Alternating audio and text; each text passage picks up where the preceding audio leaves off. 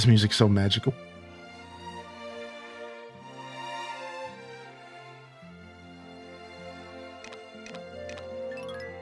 All right, yeah, winter 29. We're almost at the end of winter, yeah. So last where we left our farmer, we were working through the end of the winter months. We did our final bazaar for winter in game, and we've made a ton of progress.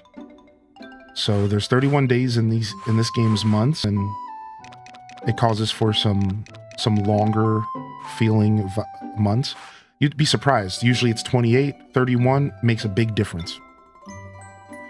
And while we're working towards the end of year 1, we had our best bazaar day ever, which I think was we cracked 500,000. Yeah, 535,000, and we've just been rolling along. It was pretty chill. It's been a fun playthrough, and there's a lot going on in this game, and it has a really good progression. This game, I think, one of its biggest strengths is that it feels good to progress through the game. There's always something rewarding on the other side of progression, on the other side of any kind of progress you make. And that's really cool.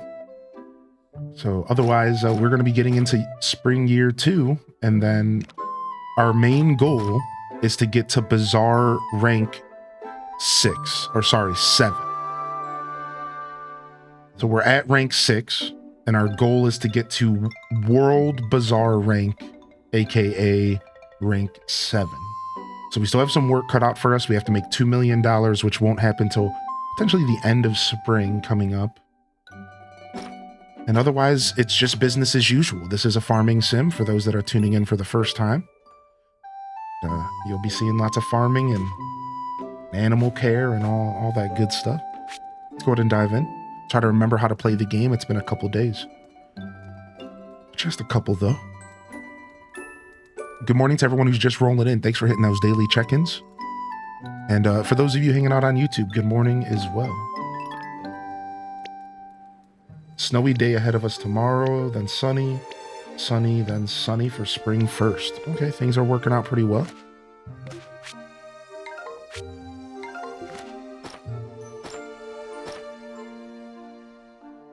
Okay, we have a bunch of dishes to eat. I'm not sure what I'm doing with these 24 bottled walnuts. Just put these in storage.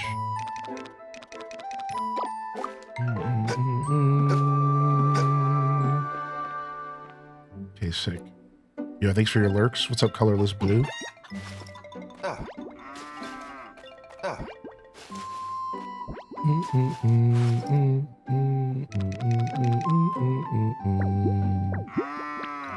I ran out of coffee creamer, so I didn't drink any coffee today. Just a little bit of green tea. I didn't feel like doing the black coffee. It just wasn't worth it, man.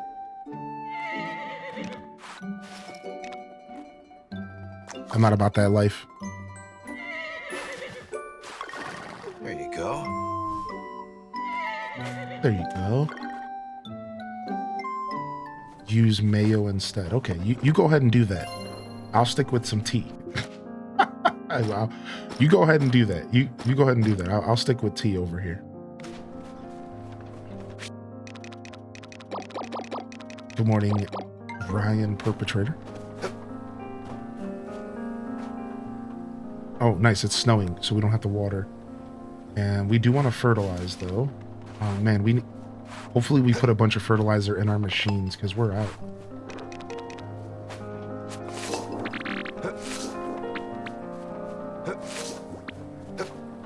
Yo, welcome back, Zaradu. Hey, man.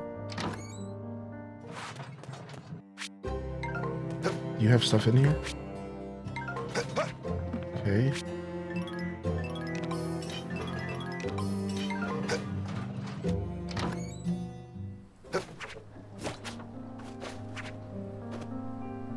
Let's go check our windmills early this morning because we need to go grab some fert.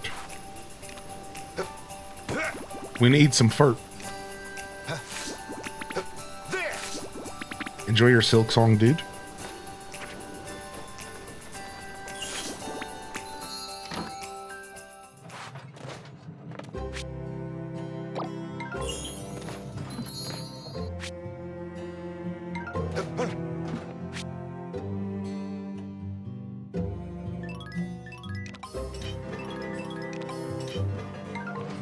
All right.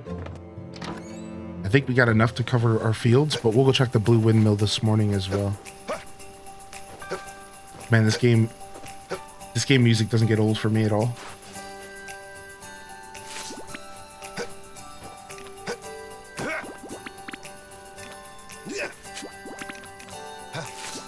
Good stuff.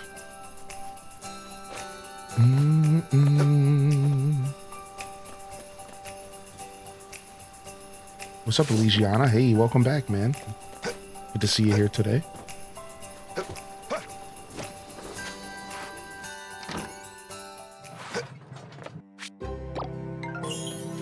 Honey stuff is done. Seeds are working. Napa cabbage bok choy. Herb cheese is getting mixed.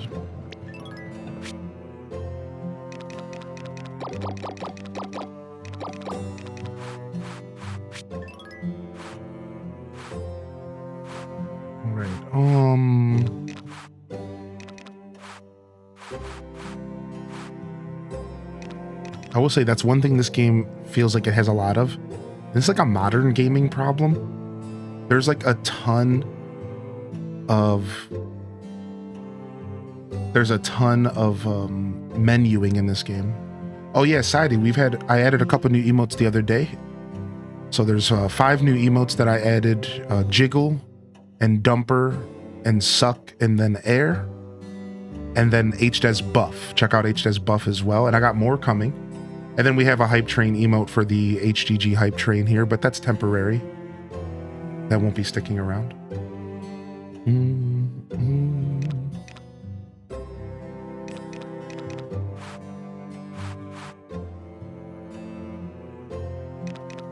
Yeah, I got a bunch more emotes commissioned as well, so a bunch of fun stuff on the way. For those that like some new emotes. I felt like we needed to freshen up some motes.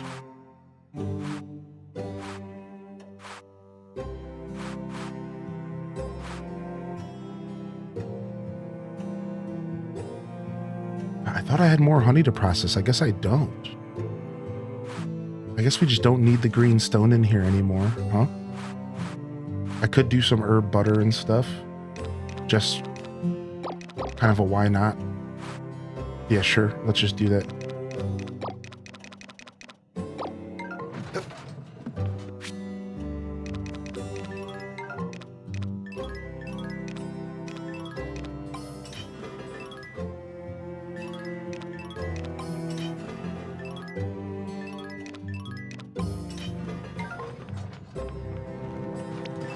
I've had an extremely rough past couple months. Your stream is a huge booster, a morning booster for me.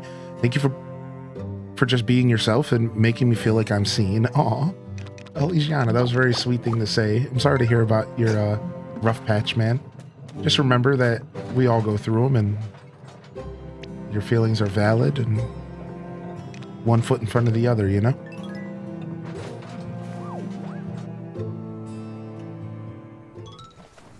Appreciate you, homie. All right, we should have enough fertilizer to make something happen here. Let's go ahead and do this. Try my best. Yeah, sometimes that's all we got, dude. Yeah, man, take it easy. Thank you.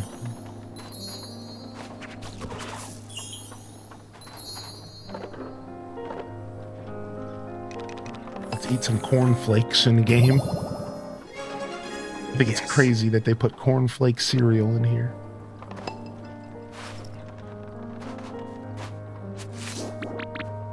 What's up, Dragon Blaze? Hey, dude.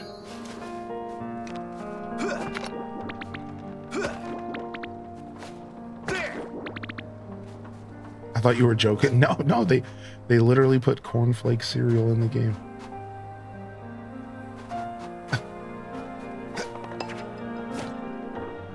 Where are the Fruit Loops? I was a big cereal head growing up.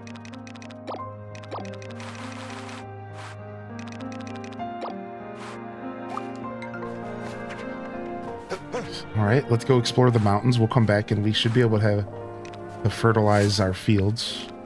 I know we are a little low on wood, so let's focus on that.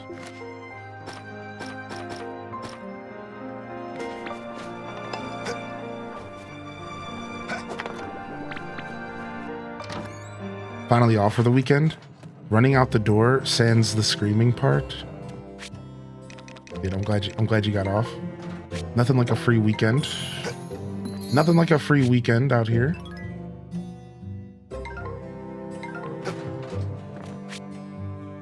So windmill makes it to where you produce more. Yellow makes it to where you produce more.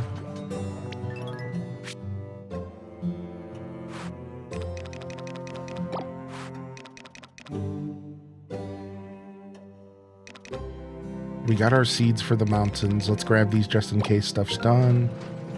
Oh, you know what we could do? Yeah, I guess the yellow almost makes me want to wait to process stuff. It like changes the game. All the Wonderstones like change the game. Because like at that point, you almost want to wait to process stuff because you can get a bonus too at the end of everything you process, which is crazy.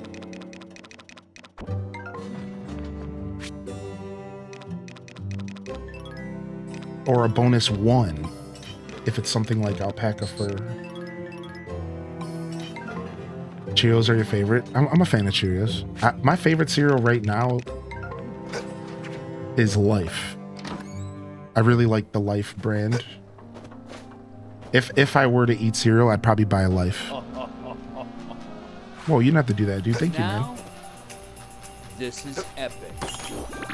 Thank you for the 5 gifted subs. You didn't have to do that, dude. I appreciate that, man. Appreciate you, respect you, did not expect that. Thank you very much.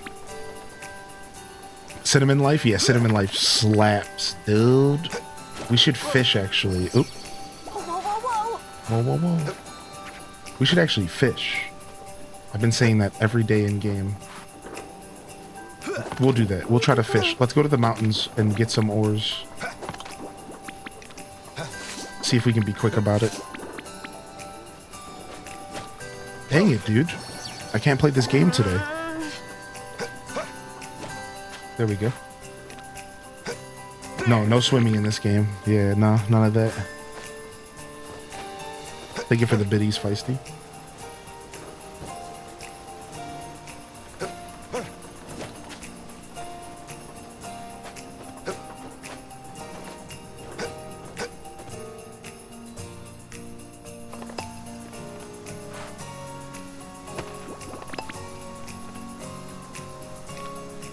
Alright, let's try to be quick and not too picky about what we take home.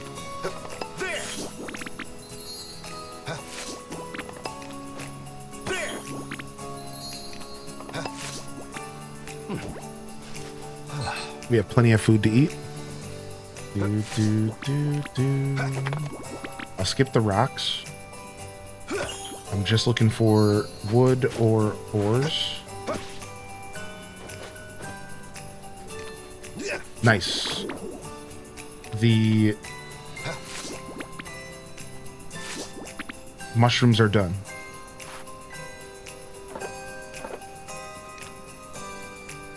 I know this game's too good. Nice.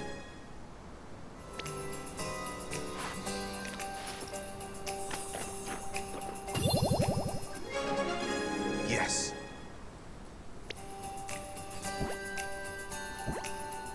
Oh, dude, I love mixing cereals, dude. That was my favorite growing up, man. The mixing cereal vibe.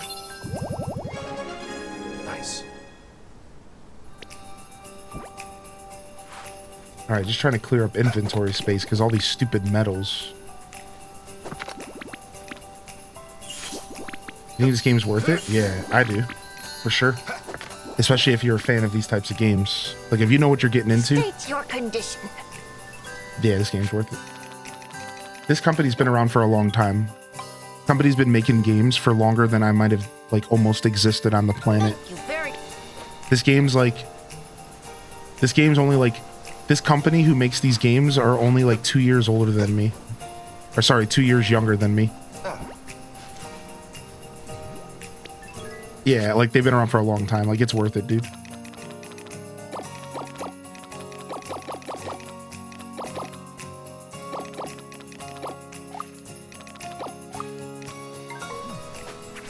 Yo, what's up, Duel Master? Hey, dude.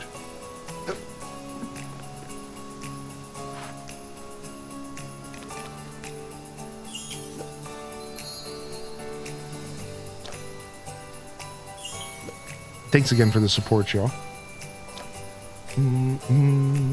State your conditions. State your condition.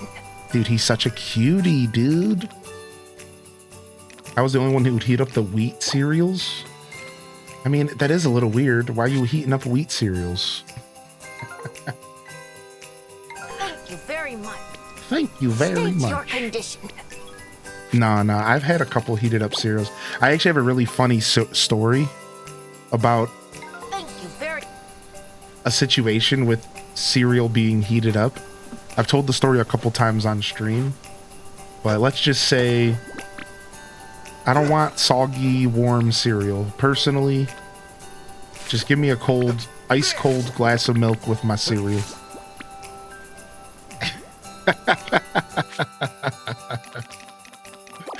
I don't want my cereal warmed up.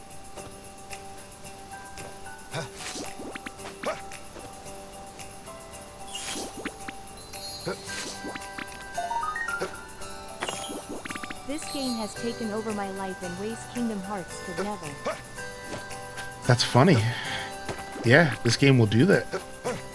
That's that story of seasons, dude. I'm telling you, this company is so good at what they do.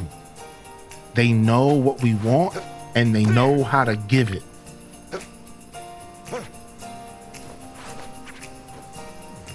And they've only gotten better. They've only gotten better at game development. It's insane how good they've gotten. I'm about to give the bee girl 60. What's the buzz? I'm about to give her 60 honeys. Do you think I'm overdoing it? How many levels do you think we're gonna get out of 60? It's not gonna be that much. Let's go. Let's do it.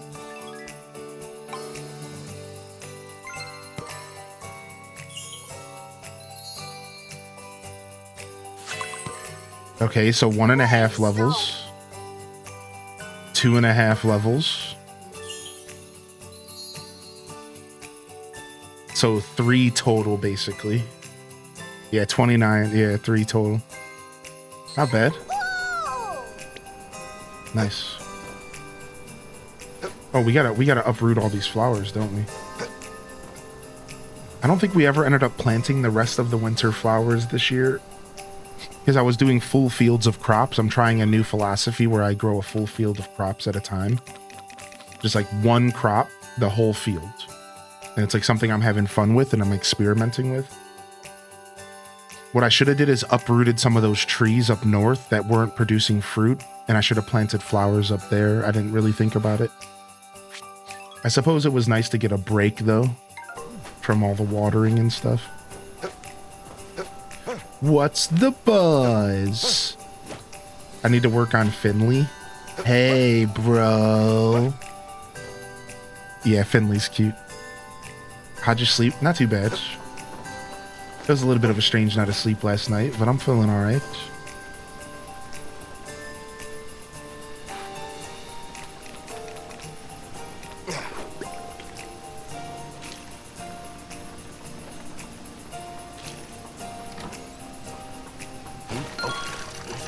Oh, it sounds like he says "ope" when he pulls up the rod. My character must be Midwestern. Yes.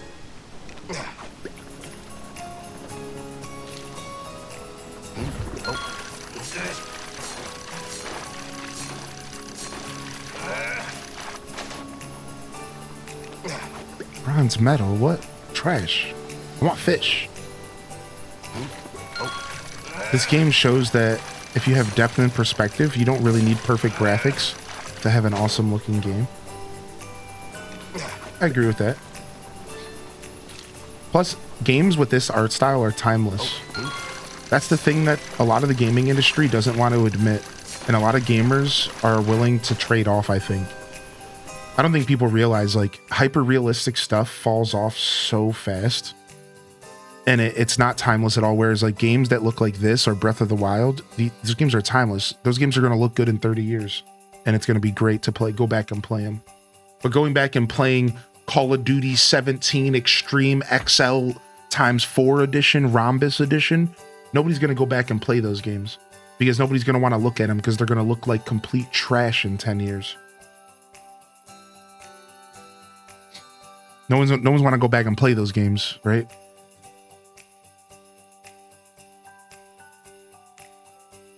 Black Ops 17 4-7 Square Hike Rhombus Edition. It's like nobody's going to want to play that. Nobody's going to be talking about those games in years, which is fine. Not every game needs to be timeless, you know?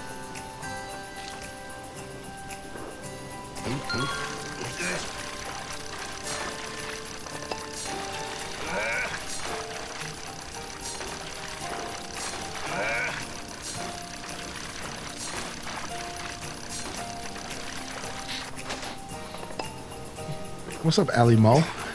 Hey, dude. You and rhombuses? It's because we wrote a rap as a kid. It's like a rhombus, you know what I'm saying? Front to back, curve square to the max, whiplash. I don't know. I don't remember why we wrote that, but we would go around and we would rap that all the time.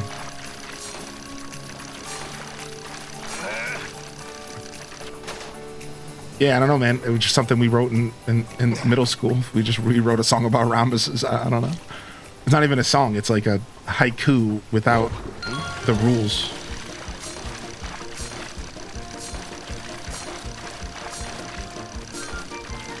There's no way I'm going to get this.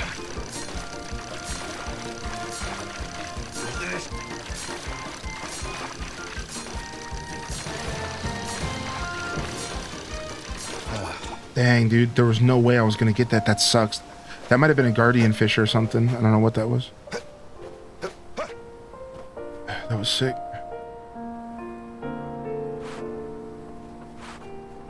So addicted to the mod pack you're playing? Yeah, modded Minecraft's the way to play that game, dude. I just talked to the old creator behind Hyrule Gaming Group Minecraft, so Duel Master. I'm not sure how deep into the community you were before we shut down the server, but so we had a Minecraft server that lasted for like 5 seasons or something like that. We've been doing Minecraft for a long time in this community, well before I streamed, but I'm specifically talking about like our stream stuff. And so like the past 5 years we've had like a Minecraft server, and it's been really cool. We've had all sorts of different like interactions, and we did some really cool stuff over the years. It was a vanilla adjacent server meant to have quality of life because we liked vanilla, and then we offered some modded stuff here and there. We eventually moved on because the original creator got busy, and we had other projects to work on. Well, they said that they might be throwing up a Minecraft server themselves to kind of bring it back, you know, because people who like Minecraft never stop playing Minecraft. And I told them, I'm like, dude, I'm thinking about hosting I'm thinking about hosting a modded server myself. And I told him like maybe we could collab again about it, but like I want to go back to modded Minecraft. I don't ever want to play vanilla Minecraft again. I've realized like HGG Minecraft made me realize that I don't like vanilla Minecraft. I never ever want to play vanilla Minecraft again. If it's not modded, or if I'm not playing hardcore vanilla, I don't want to play. That's it. Those are my stipulations from here on out. I will never play Minecraft again unless it's hardcore, permadeath, or if it's modded and it's super interesting. Because I'm not into playing vanilla Minecraft, man. It's just not my game anymore. I tried to like it. I tried to play it. I tried to enjoy it. And it's boring to me. It's not the game for me, dude. Whereas I know modded Minecraft is. Creating super interesting like interactions in Minecraft through mods is so cool. There's so many cool things you can do. Oh man, like I really do like modded Minecraft. And then hardcore, because I think hardcore is always valuable to play because you never know how long a run's gonna go. I'm a big proprietor of hardcore Minecraft because you never know how long a run's gonna go. It's beautiful. You just, that's where vanilla Minecraft shines. When you have the chance to actually die and everything you do is a risk. That's what it's all about.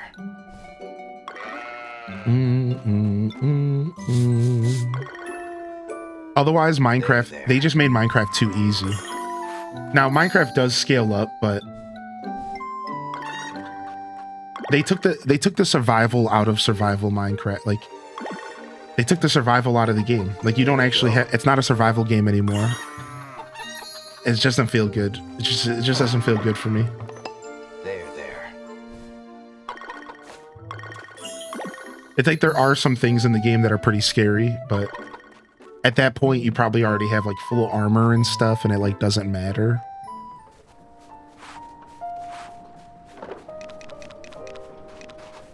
Ooh, let's go see if I got some fertilizer done. I guess we'll go to bed late here so that we could fertilize this field one more time.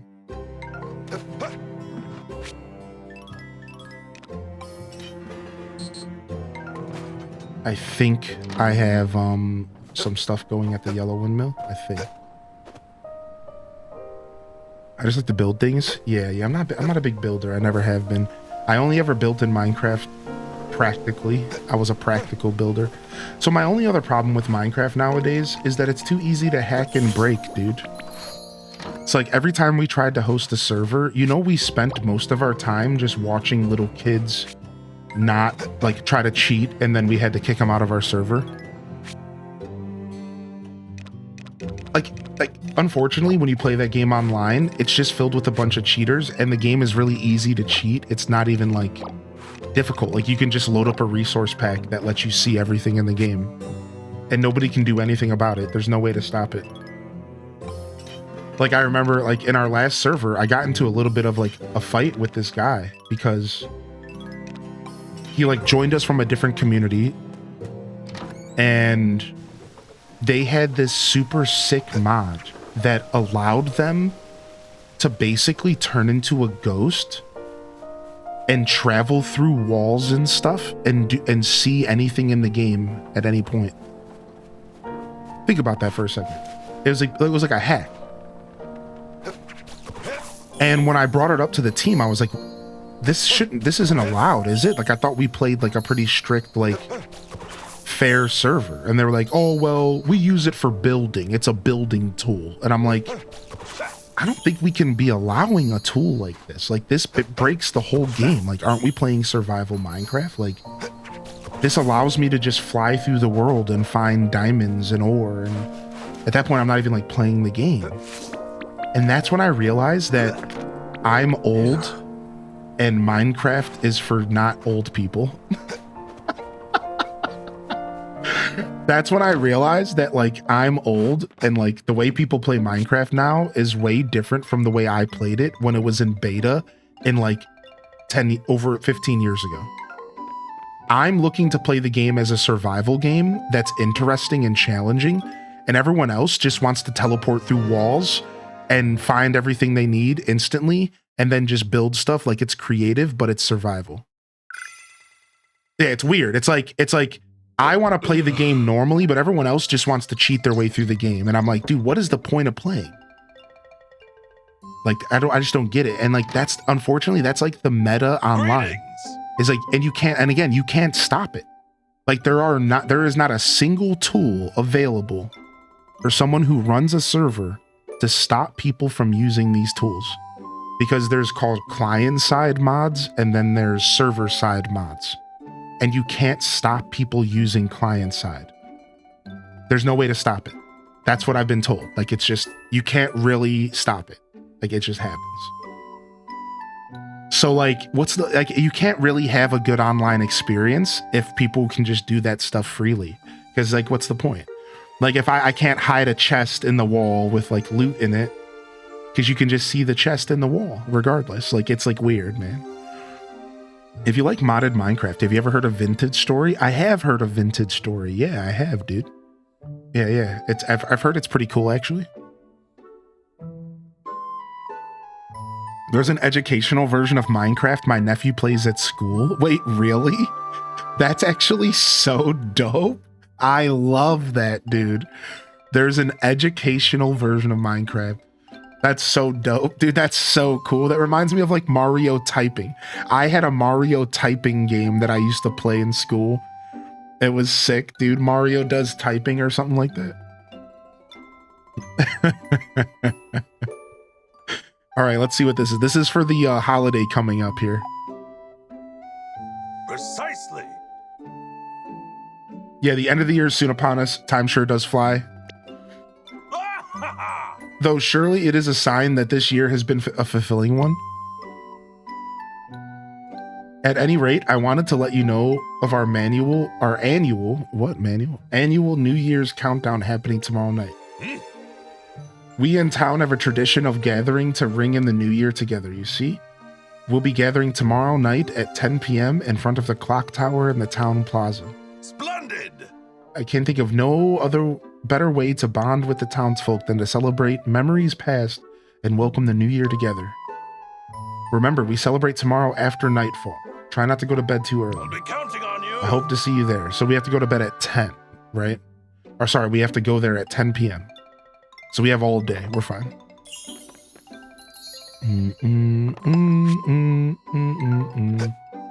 Dude, there was a guy who built Pokemon Yellow or something like that. It was Pokemon Red in Minecraft. And you could just play like all of Pokemon Red in Minecraft. I think that's a thing that exists. It's insane.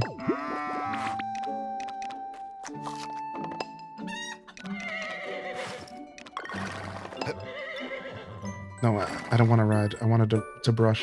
To brush, I tell you, to brush. There. Yeah, I did know that about Roblox. It's the manual countdown. We have to press 1, and then we have to press 2, and then 3 right after, and do it manually. The manual countdown. This really sucks. Why do I have to do this? This technology's old. Oh, here we go. It's harvesting time. Did we get 5-star broccoli? It doesn't matter. 4.5 is just as good. Yeah. Ooh, shakalaka. Oh yeah, this stuff's gonna go into spring. So we can keep fertilizing it. Is it gonna be capped out? So technically it's capped out now, right? Because I planted 0.5 star. So I think it's capped out. I don't think we want to keep fertilizing it.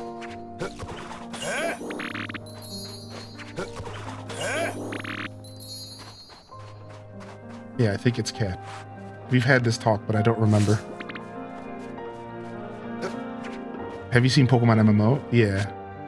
Oh yeah, harvesting lowers the quality. We have to fertilize it again. That's what it is. Yes, dude. Yes, I remember the deets.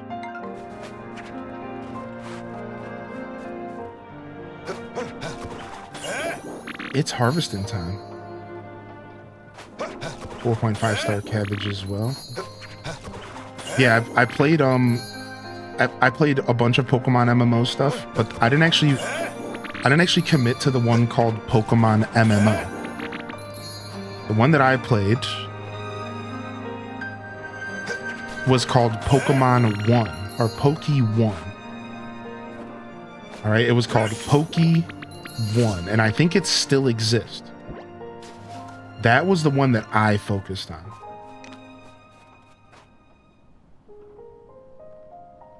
I don't know if cherry trees grow in spring or not. Yeah, there's a bunch of them. There's like a bunch of Pokemon MMOs actually. Yeah. So I played Poke 1 for quite a while, but I don't play it anymore. The only problem with that kind of stuff is because it doesn't feel permanent. I'm not really the kind of guy that likes to invest time into something that doesn't feel like it can be permanent.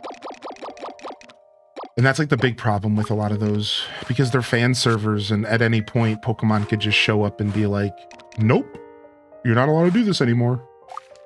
So I don't find myself always investing time in those. Sometimes I will, because like it's okay to have a temporary fix.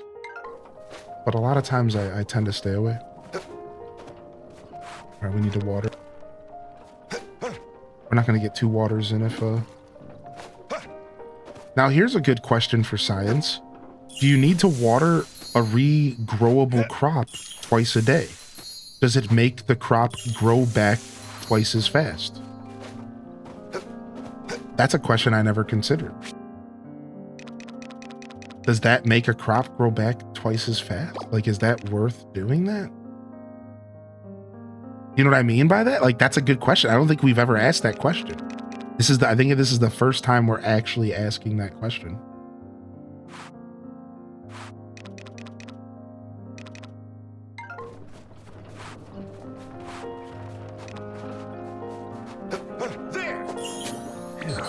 Hey, I got a power berry. What did I get that for? Dude, nice. Oh, because every field gives you a power berry.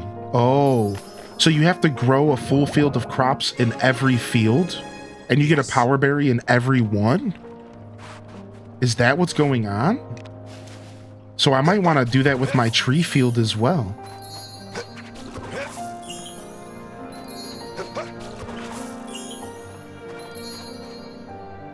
Good morning, conductor. Thanks, dude. Depends on how long it takes to go from the current stage to the harvestable.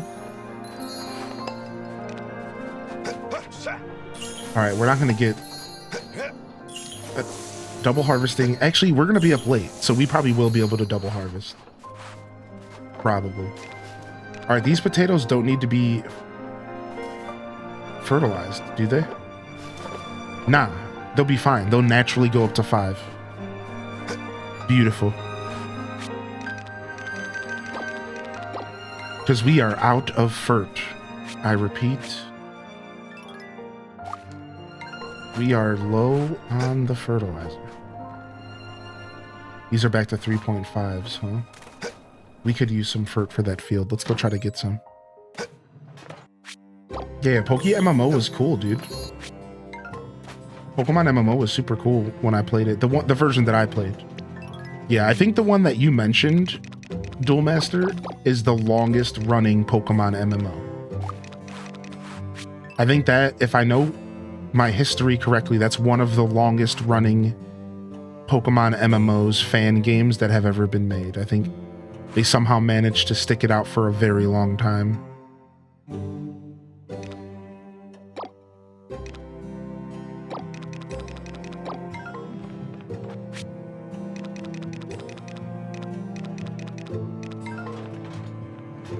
Hey, what's up, Pixel Rose? Out of fertilizer, inform the president. You should play Repo? Hey, I'm not sure if I will play Repo, but I appreciate hearing your feedback and what you would like to see me play. That's very, very much appreciated. I'm not sure if I'm terribly interested in playing Repo, but I am hip to it. It does seem fun. I'm just an old curmudgeon who doesn't like playing games. What I was going to say was social games, because I've only seen people play Repo with other people, I think. But I'm sure it's playable single player, I'm sure.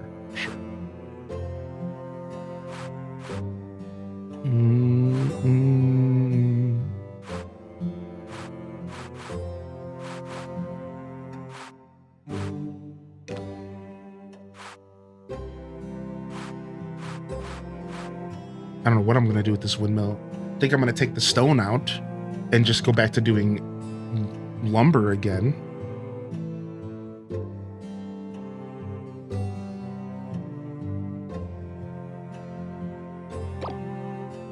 For now. The repo hype died down quickly. Unfortunately, all of those streamer style games do, because streamers have to keep stuff relevant, right? There'll still be like a core community though. Like I bet you there's still a core community of people who are playing Repo that love it. So you'll always have that.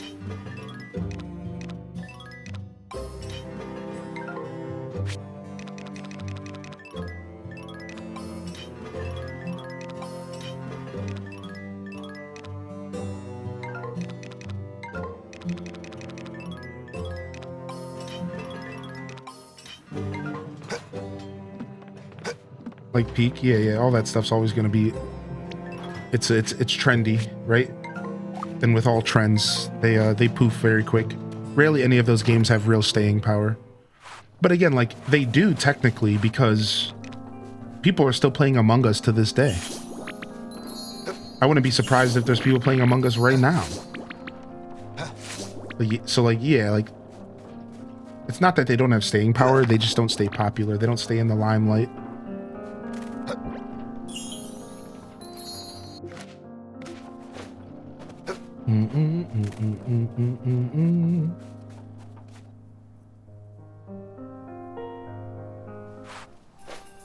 I saw a giant Tangy plush for $150. Sick.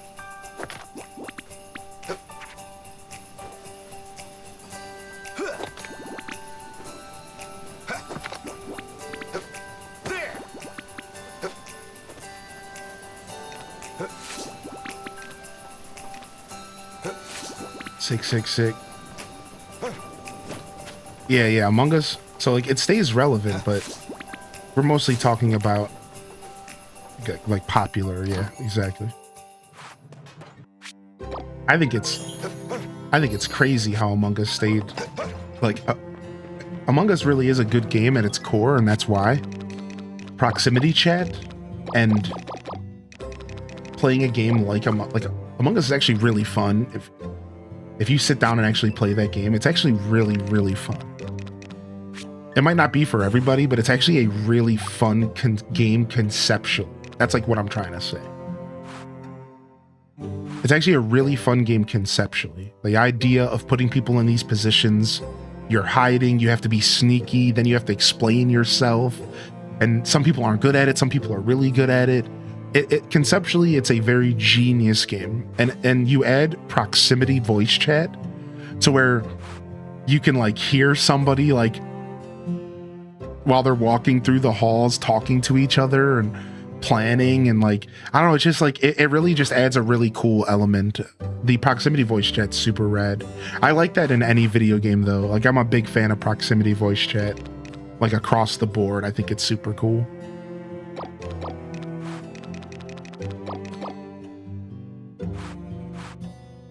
So yeah, there's a reason why that game is popular, is my point. It's like there's a reason that game has staying power. Like the way I like to look at life is that if you're ever wondering why something's popular, it's because it's good. That's the thing that people like try to ignore. Like sometimes like, dude, I can't believe why does everyone like Post Malone? It's because Post Malone is a good artist at the end of the day, and he makes music that people can relate to. Even if I don't understand why people like him. And you can apply that same logic to almost everything. Sometimes something does slip through the cracks that is actually objectively trash, but somehow it's popular. Like Jersey Shore, people call it trash TV. They know it's bad, but they can't get enough of it. It's not art, it's nothing, it's just a bunch of drama, but people can't get enough of it.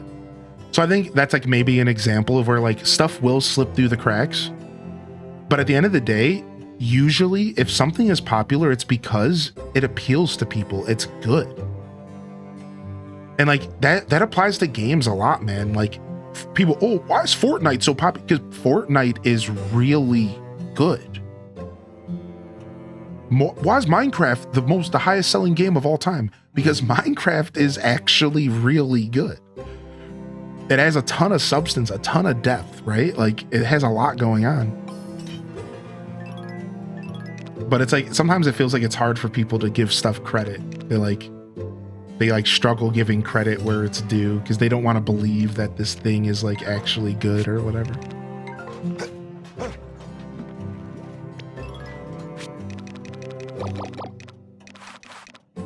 It's like sometimes you got to step back and realize like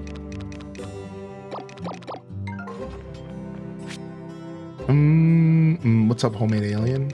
I appreciate that. That's only because I have a low resolution camera and I hide all my teeth's faults. In all reality, my teeth are fucked up. Thank you though, I appreciate that.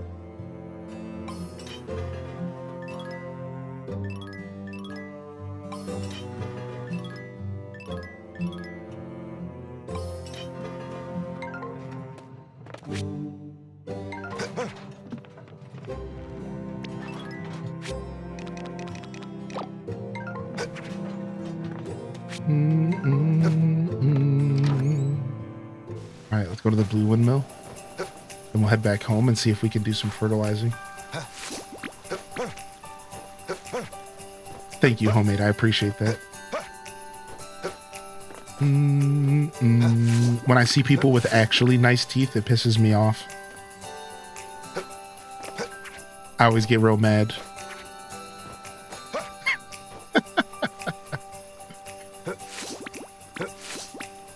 Like, how dare you take care of yourself for your whole life? Yeah, exactly. How dare you have super nice teeth? I hate you. How dare your parents actually raise you on proper hygiene? You, dude. You suck.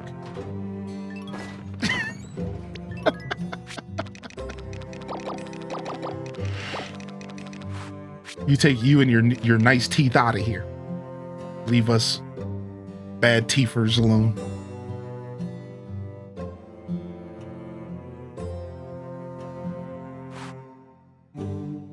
As someone with nice teeth, yeah, I got you. Thanks.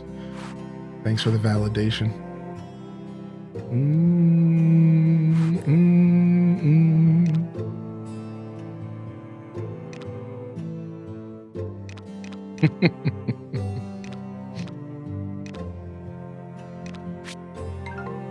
All right, let's seed make some broccoli. Do we have the blue wonderstone? Are we using it? We're using the blue wonderstone. All right, we'll probably end up using green here.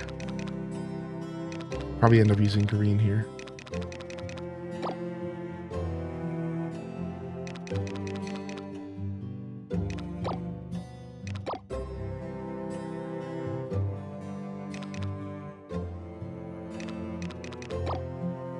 I just need to make some seeds real quick.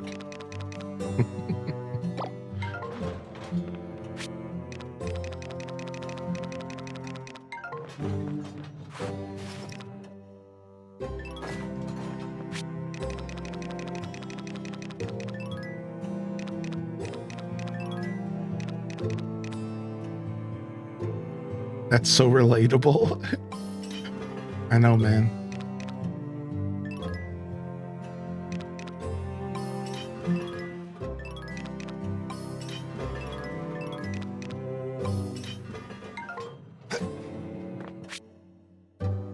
Okay, 4. We need 6 total.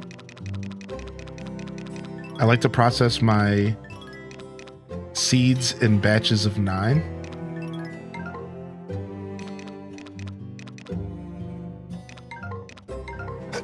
It just feels better that way. Because then I can fill up a whole field, and I think that's super neat. And I'm very nerdy about that. Even if it leaves a bunch of separate cabbage heads in my inventory. Which, to be fair, is super obnoxious.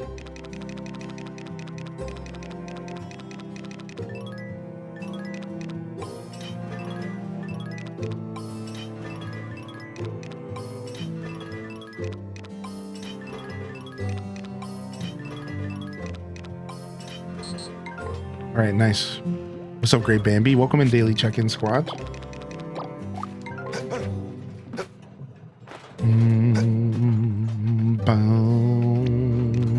All right, warp to storage.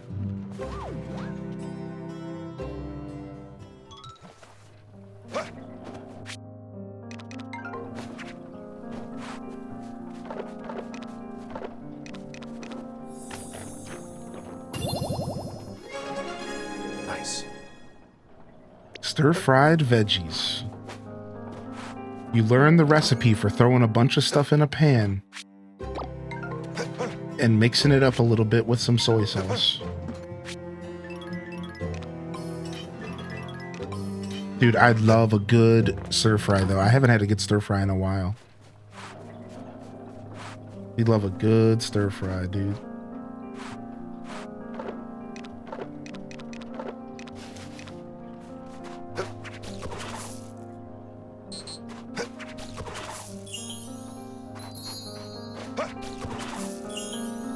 Can't fertilize everything yet. I almost want to just go to the store and buy some more fertilizer. Some 0.5 will still do the job here, I think.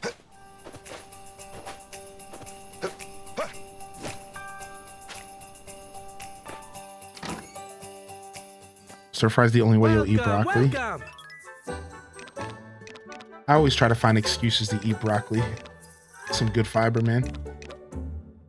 Bum bum bum bum bum bum bum bum bum bum bum bum bum bum bum bum bum bum.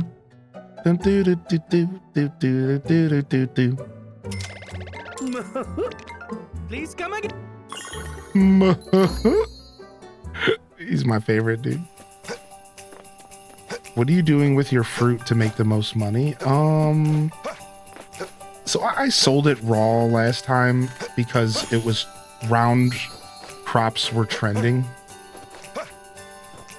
I think what I plan to do is make tea because I can make 7-star tea because I can make 6-star tea because I've put tea into the competition.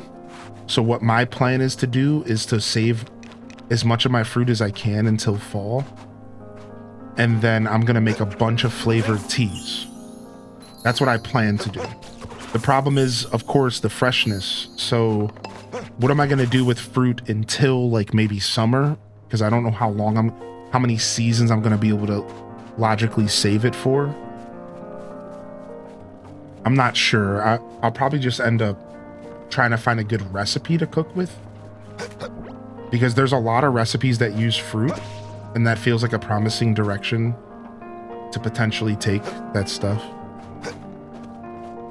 I wonder if I cut the tree down, will it tell me what season it produces in?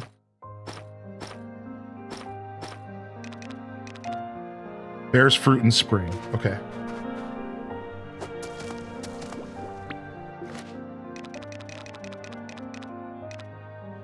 Bears fruit in autumn. All right. That was about to produce fruit, but that's fine. Because in the name of organization, we're going to go ahead and move this orange tree. All right, so now we have 2 orange trees that are 6 stars. Lemon trees, I think, also produce in winter or in spring. Let's find out. Nope, summer and winter, so that's got to go. We might have lost a harvest. The apples might have been harvestable tomorrow, but whatever. I'm not like stressing out about any kind of challenges or anything, so I'm fine. All right, so these 2 trees had to go. Perfect. So now we cleared up our field a little bit here. And we can, I think we're gonna save some spaces for flowers or just for any oddball crops I want to grow. So we have cherry tree. And then what's this one? This one's a blueberry. So that's all we have right now.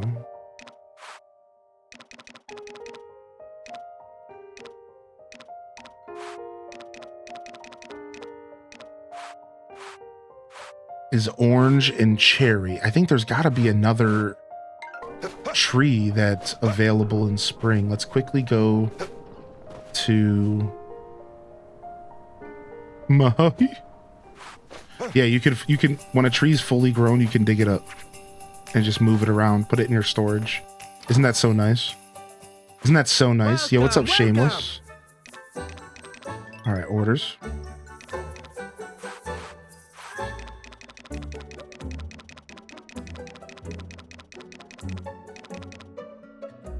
Autumn, winter, autumn, summer, winter, spring. Spring, winter. That's all I have right now. So there's other fruit trees I don't have though. So we might just have to wait for the first spring bazaar. And I think we're going to be able to grow like avocados or something like that. All right, that's fine. Come again. All right, so I think technically we're going to be able to grow multiple different types of stuff, I think, in spring. So I'm actually okay with just having a single cherry tree. I might even end up cutting down one of the orange trees. Eventually, we'll see. Hey, good morning, love you all fam. Yo, what's up, Sassy? Yo, loving the chat, dude. Thank you, man. Good to see you, dude. Thanks for the continued support and patronage here. Appreciate you, man.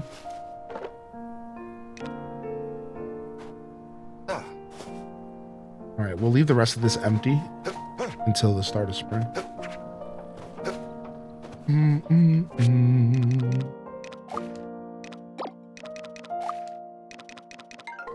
All right, let's go take care of the Mammals.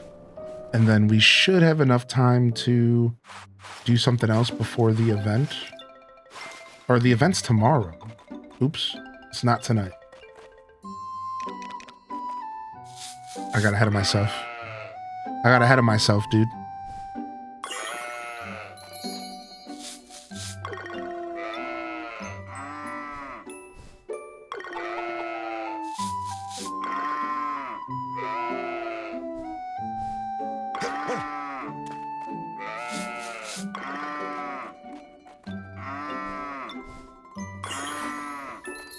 Oh. There. There.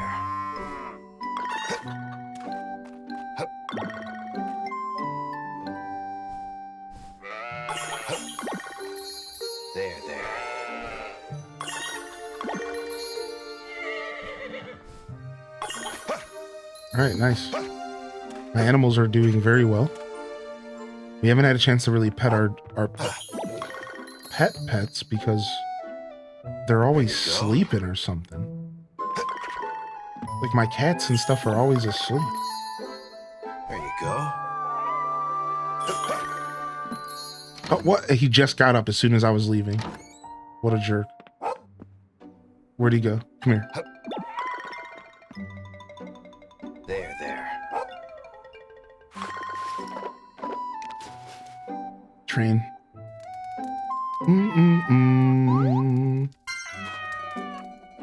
Yeah, the sprinklers seem pretty promising. No, I used the joystick.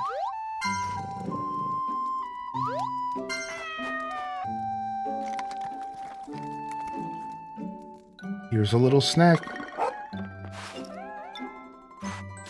We might as well as train too. Oh, they added a different one in. I don't remember ever having spin. Shake. Shake, good boy. Scratch, good boy.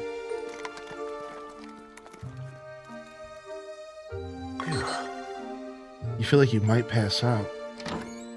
That's just fine. Yeah, stream's going good so far, dude. Thanks for asking.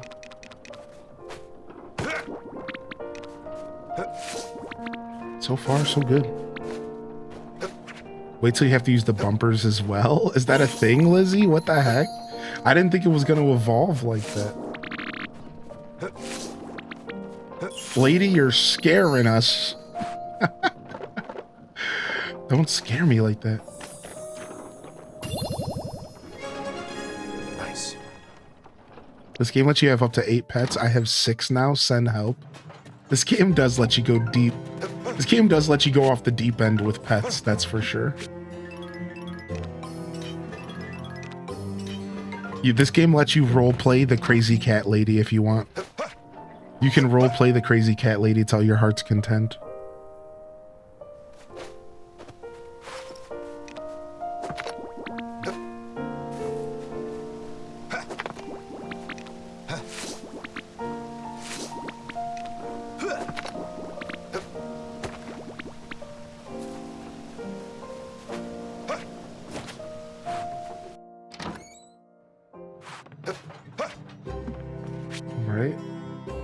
Filled up.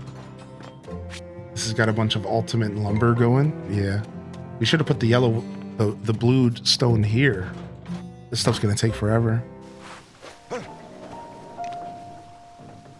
right, let's go do a quick weed run. In game.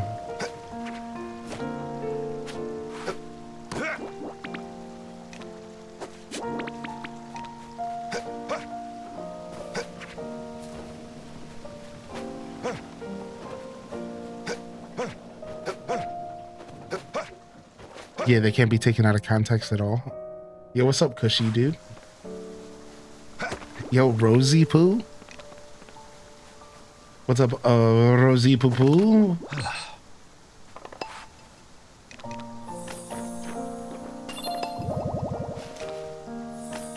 All right, our final dish that we bought from the bazaar. Nice. Some spring rolls, which are so delicious. I love anything that's rolled up. Give me some spring rolls. Give me some egg rolls. Give me some pumpkin roll. Give me a pizza pepperoni roll. Yeah, just if it's rolled up, I'm probably gonna eat it.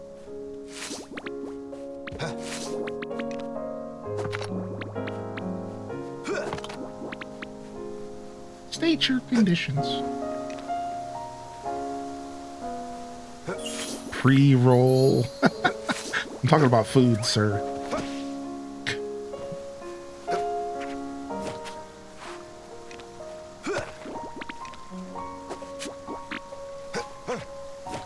Give me a roll around at the speed of sound. Shut up. No, I'm not going to give you one of those. That's just giving Robotnik exactly what he wants.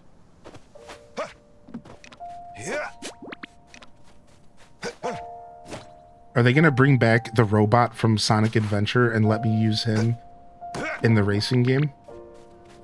You know what I'm talking about? The robot with the super sad story that you have to play through? Because, like, if he's not in the game, I don't even want to play it. I'm not even going to lie.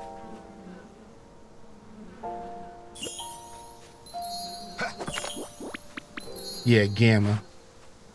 If he's not in it, I don't even want to play it. Don't even give me the game. Frick. Full bag.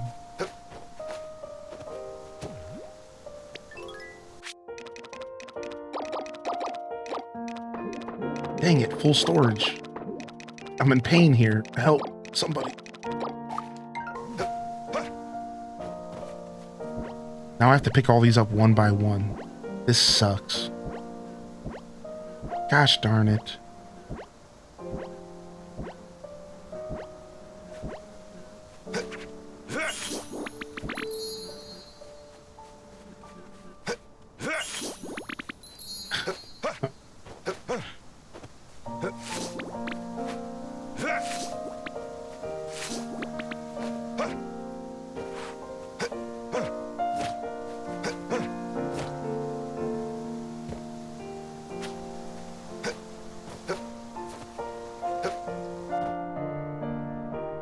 Since Galaxy 1 and 2 is coming out, I decided to play one from All-Stars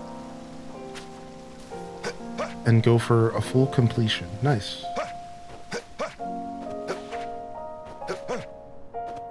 Alright, we're going to bed pretty late. About the latest you can go to sleep in game.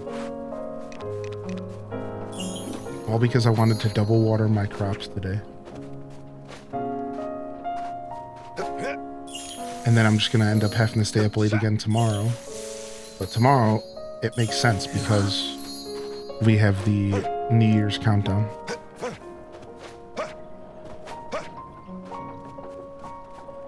You kept 3D All-Stars sealed? Nice.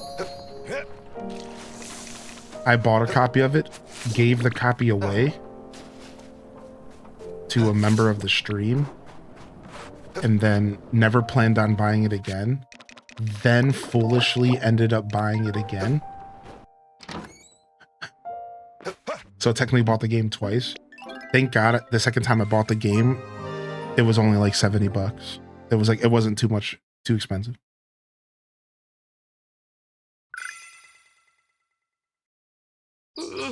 Oh yeah, no worries, Dolore. No worries, Dolore. Good to see you today. Celebrate and greet the new year with your fellow residents during the New Year's countdown. Have fun reflecting on the past year's events while looking forward to the new things to come. Cute. Sounds like it's going to be a fun event. Alright.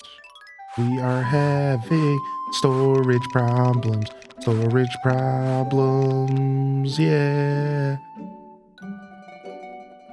I guess things are just going to stay this way for now. And then we'll figure out. We got to go stop at the bazaar and drop stuff off.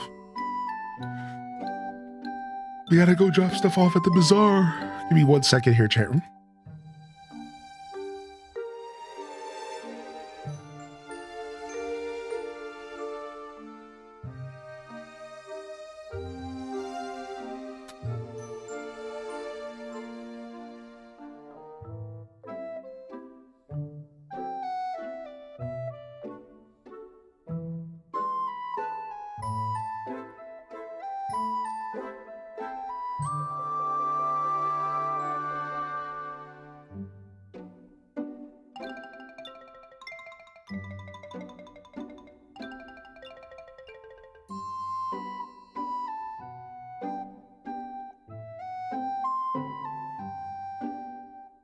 My birthday's in January. I'm a January babe.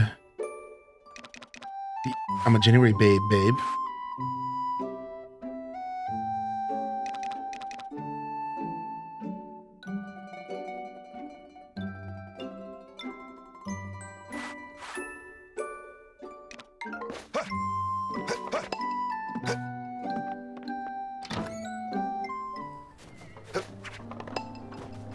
Doom, doom, doom, doom, doom, doom, doom, doom, doom, doom.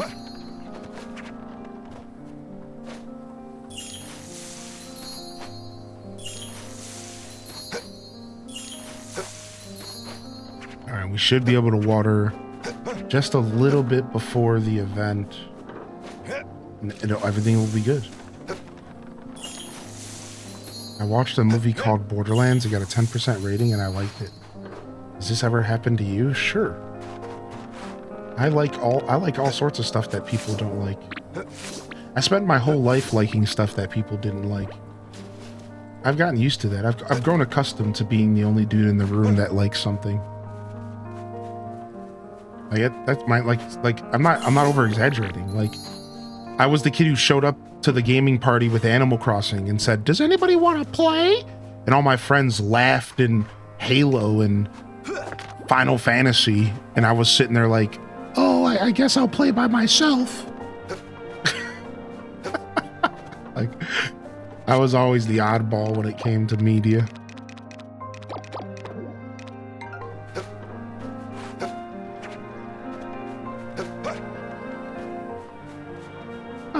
Wanna check out my game, Animal Crossing?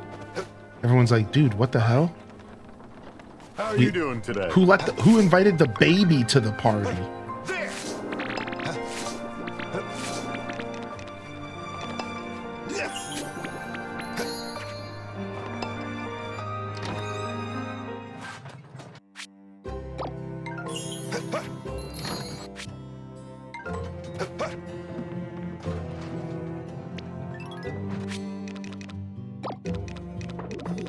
I'm trying to think of a movie that I liked a lot that people didn't, though. Must be a fake gamer, that's what I was told. Yeah. Exactly.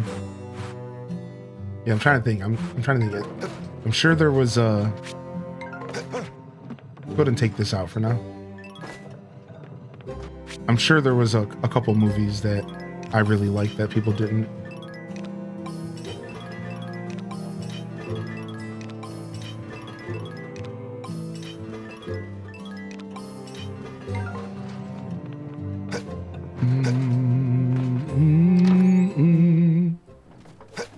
Did I flirt over here?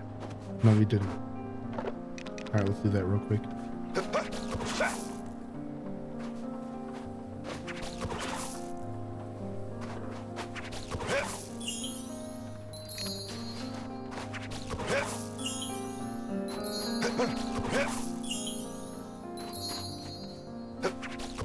Yeah, I don't know. Like, as far as like movies that were rated bad by society, I'm not sure actually. I'd have to like actually go look at ratings of my favorite movies, because I'm sure that I like a couple movies that were like 10% at Rotten Tomatoes, you know what I mean? But I couldn't tell you off the top of my head, because like, I'd probably have to go and like look it up, you know, and I'd have to go and look and see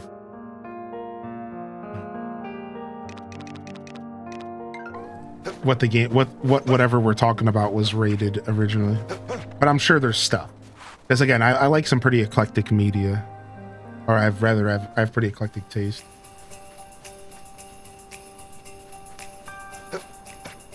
Guilty pleasures, definitely the Twilight films. Yeah, and see, even those weren't rated bad at all, I don't think, right? I don't know for sure, but I wouldn't be surprised if those movies had good ratings. They were just a punching bag in that sense. People just like to make fun of them.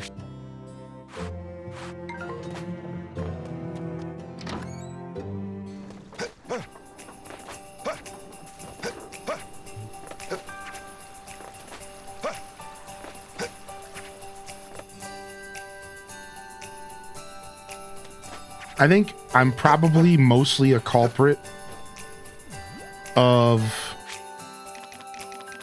if I was a culprit of liking something bad, it's probably in gaming. I think I am a big fan of a lot of what stuff that's considered like some bad games. Probably there's probably a couple games that I like that most people would be like, what? That I would consider like really, really fun.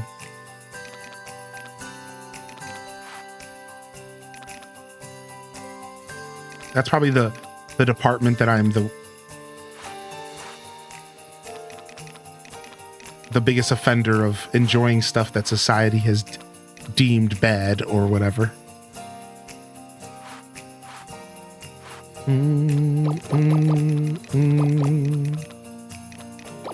That's probably where I'm the biggest offender.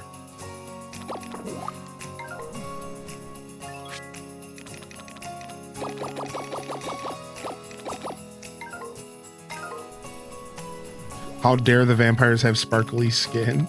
Hey man, I watched those Twilight movies for the first time in life recently. I think I've seen 3 now, and they're not that bad actually. They're just super over the top, cheesy romantic movies. They're not that bad. They're certainly created for a certain type of person. That person might not be, everybody or whatever, but yeah, they're just like super over the top cheese. Like, it was fine. It's fun. They were fun movies.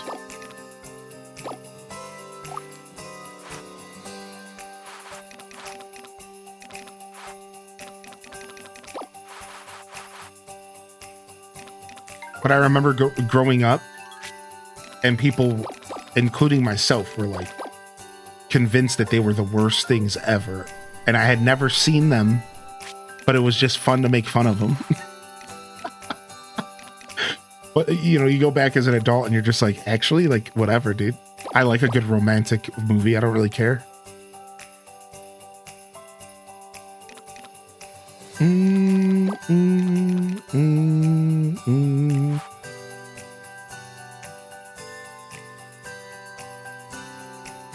All right, that should be good to clear out our inventory for now. And just give us a little bit of breathing room until we get this freaking storage that's a mess organized. Because our storage is just a mess right now. We just have a lot of junk in here. We got all these different types of ultimate lumber and stuff. We just have a lot going on.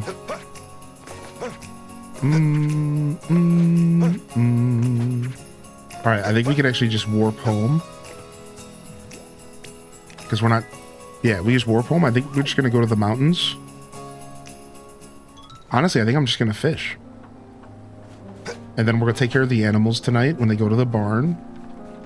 And then we're going to go to this event after we do our second watering. Yeah, we're fishing today. Let's go grab our bait. I think we have some bait.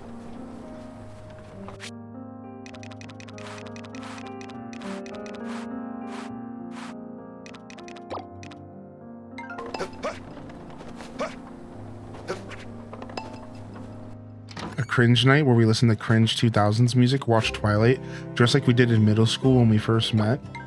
You just described my whole relationship. Wait, what? Am I cringe? No, I'm just kidding. I'm just kidding.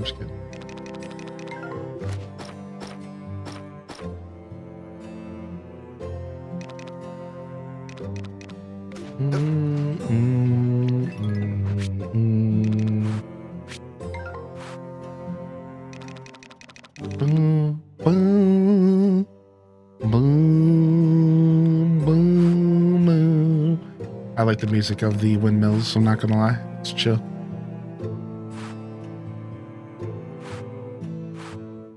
Alright, let's just process all these eggs so we can get something going in here.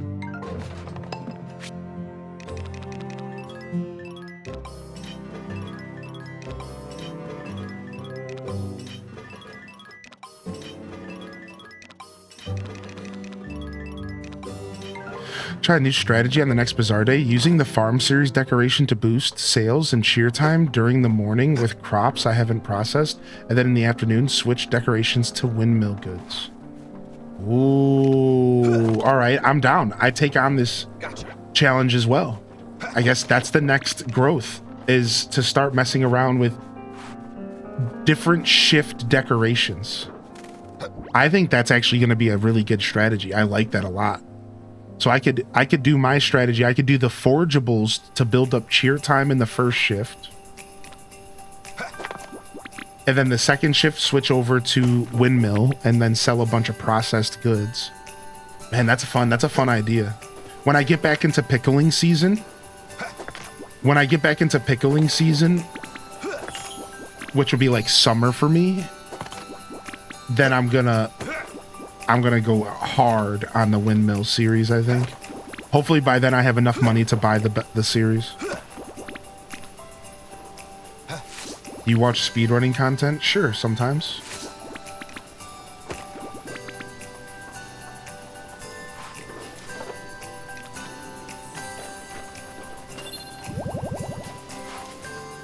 The speedrunning communities that I'm most involved in are Luigi's Mansion, Ocarina of Time,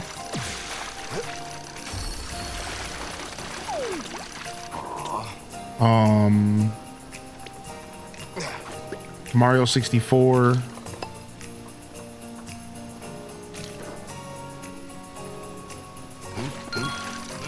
a little bit of A Link to the Past, Majora's Mask.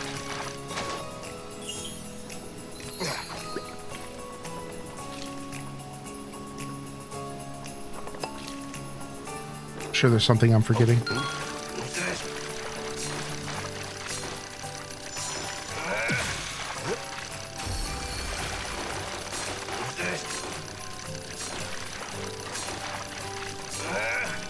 No, I mean, technically I have done speedruns, yes. But I've never done them in an official capacity. I've never used splits, which splits are the numbers on the screen that help you like gauge stuff. But splits aren't necessary to speedrun. They're just helpful. So I've never done it in like an official capacity. I've never actually submitted a time, but I've beat Mega Man X4 with Mega Man in like just above 3 hours, which is my current personal best. And I've done a little bit of speedrun stuff in Kirby Forgotten Lands, but most of it was all self-gratification stuff.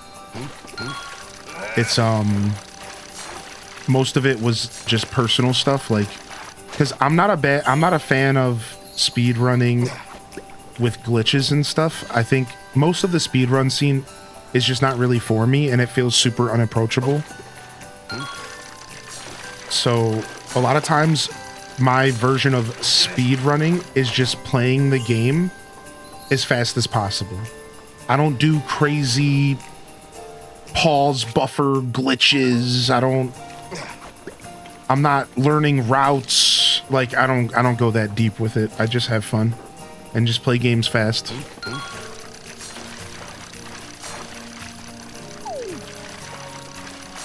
Just speedrunning yourself? Yeah, that's my style. I'm not too deep into the speedrunning scenes. They're just a little bit too much. I have yet to find any speedrunning game that doesn't just do obnoxious stuff instead of playing the game. Unfortunately. And again, I always want to buffer when I say this kind of stuff.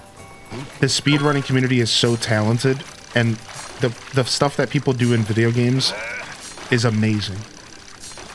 I'm not really into doing that kind of stuff. And every single speedrun game I've ever stumbled across, there's always some outlandish trick.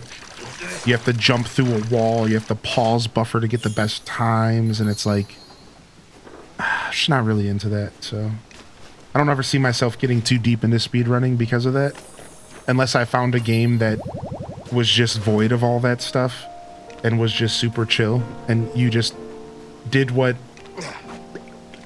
speedrunning is in its essence, just playing the game fast, playing the game efficiently, right? Oh yeah, I've watched a bunch of Sunshine. That's a good one. Sunshine, Mario 3, Mario 1. I've watched a lot of Mario speedrunning. Sunshine's one of my favorites to watch. Yeah. Anybody had any luck finding a buffalo in this game? I have. There was a buffalo for sale once, I believe, but I didn't have the space to buy it. So I think it's just RNG, Stella. Yeah, I've had a buffalo sale once, but I didn't buy it. That's why I can't watch most Sonic speedruns, because it's usually zips and wraps and warps, and I just want to see Sandapalus ran quickly. Yeah, exactly, dude. Like, that's all I'm really looking for out of a speedrun.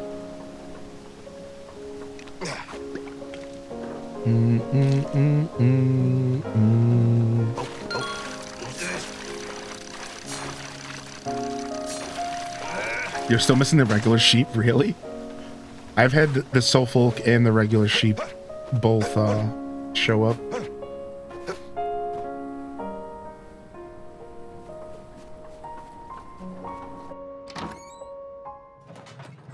I like that there's RNG elements to this game, though. I think the RNG elements to this game are really cool.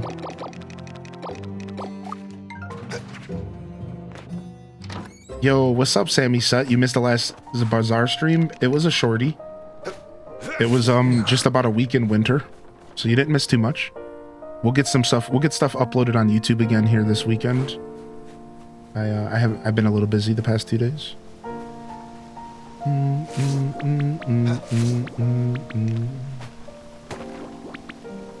All right, 10 o'clock is when we go back to the event. Going with the flow?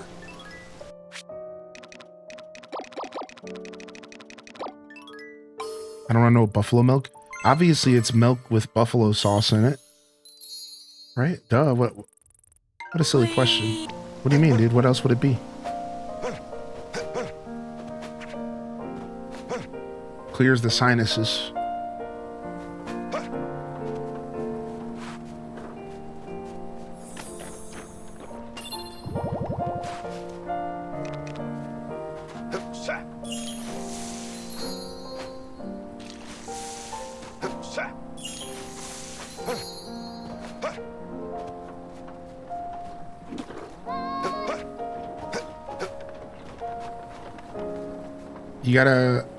Do you gotta search for your meals in this game?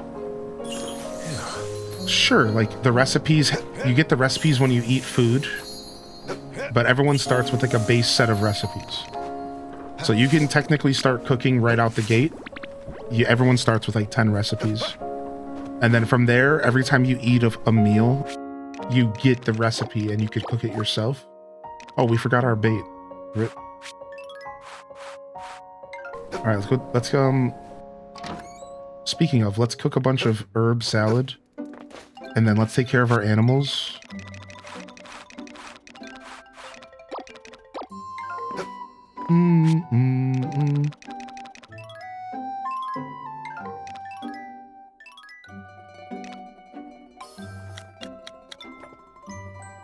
No, I haven't seen anything about the rare stuff. Yeah, I heard about a golden chicken, though. Somebody had mentioned that they got a golden chicken in their save file from breeding. So I'm assuming that's rare. But I haven't done the breeding. I haven't done any breeding because I filled up my barns really fast, and then I haven't had time to separate, like, to do anything with the barns. I think in spring we're gonna start breeding animals though, and start increasing our animal stuff. Now that we have a lot more free time. In year 2 in the game, we're gonna start messing around with animal stuff a little bit more. We'll probably start expanding into our second barn. We'll try some breeding stuff, and then we're gonna be getting another pet. We'll be getting another dog. We'll also maybe start messing around with romancing stuff a little bit, because we're a little behind on romancing stuff as well.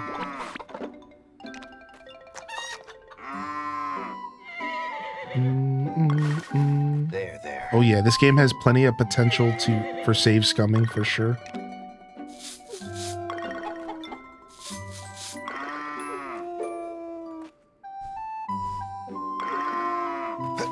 I'm gonna be rehoming animals.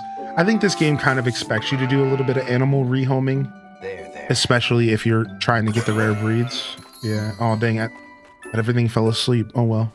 All right, let's go. Time for the New Year's countdown. Da-da-da-da.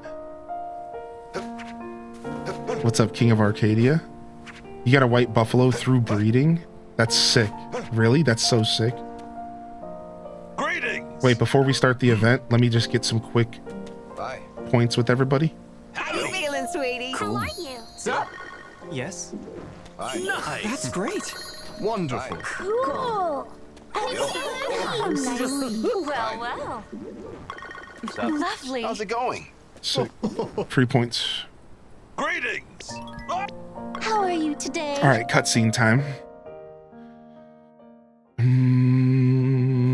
Who caught your eye for romance? I'm not sure. Kagetsu, Freya, and June are on my list.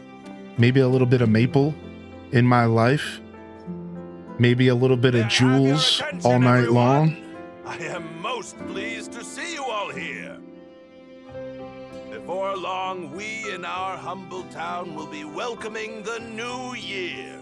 I have to interrupt Felix to read this comment in chat. I just realized that your character is a cowboy.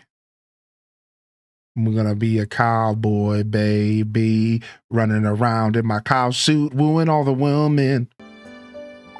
Let us celebrate another splendid year coming to a close and ring in this new year together.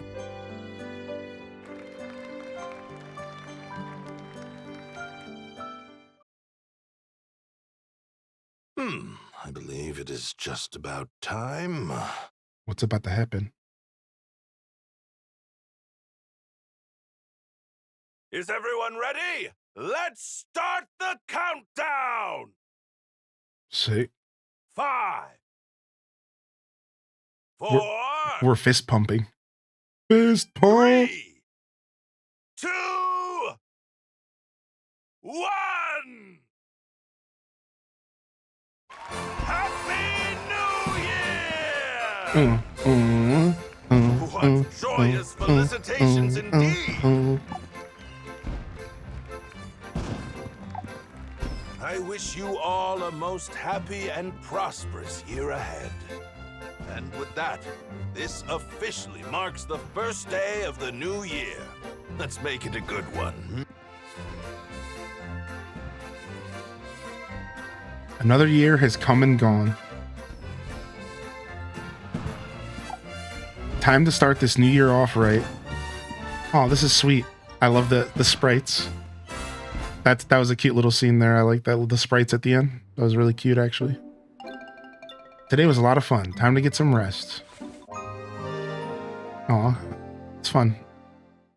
All right, back to business. Spring number 1. Let's go. New year in game. Oh, sick, dude. And we're waking up at late on the new year. We're waking up freaking late, dude. Rip.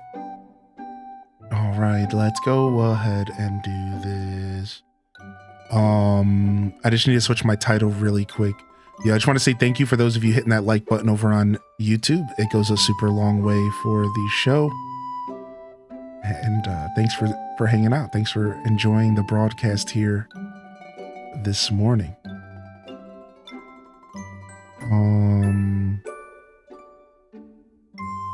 Spring year 2.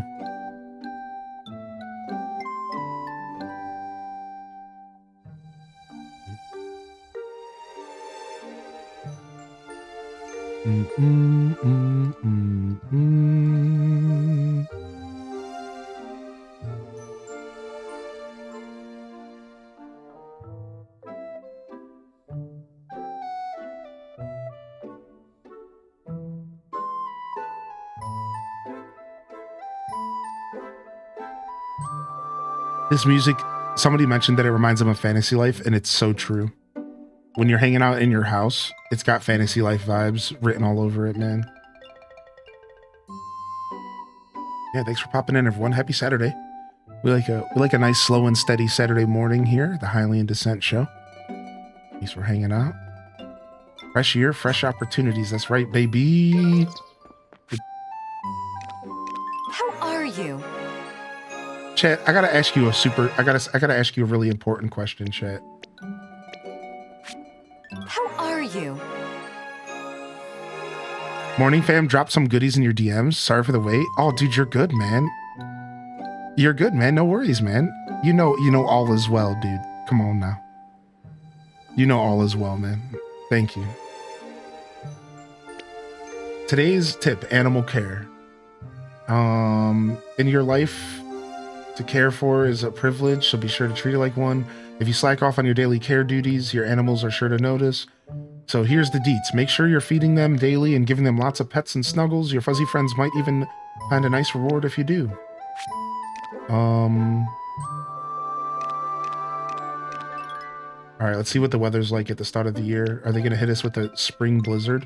I don't think hurricanes can happen until summer. If it's like traditional harvest moon, it's usually summer for blizzards. Or sorry, for hurricanes, and then blizzards are winter.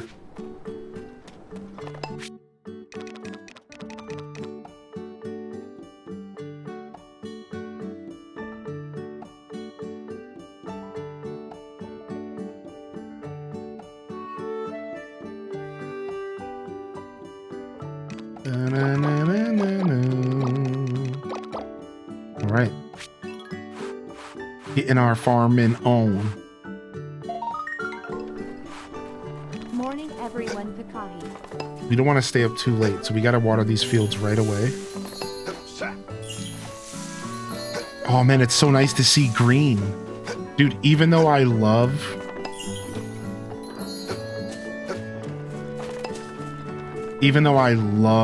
the winter, it's so nice to see green again. His 21 Pilots has now put beautifully into a song. I feel like garbage, but this chill Saturday will help with that. Sick. That Kirby almost got me in trouble. What do you mean? What Kirby? What are you talking about? HDes suck? Did a streamer get mad at you because I named it HDes suck? Is that why?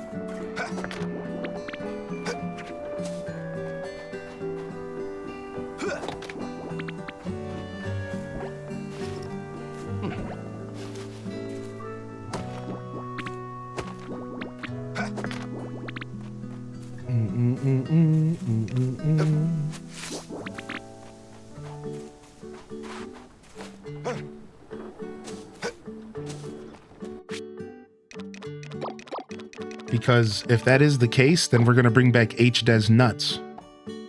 And then we can go into people's chats and we can put HDes suck nuts. Don't tempt me, because I'll do it.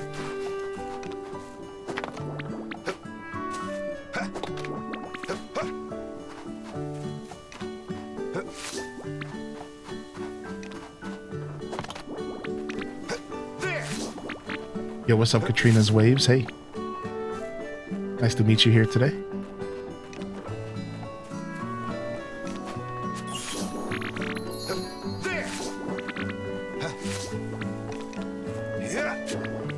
I unconditionally support that decision.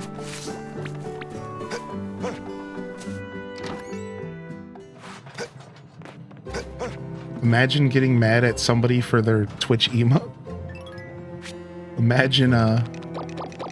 Imagine getting upset because somebody's Twitch emote. Imagine that. Imagine living your life in such a glass house that the name of an emote causes you grief. Yep.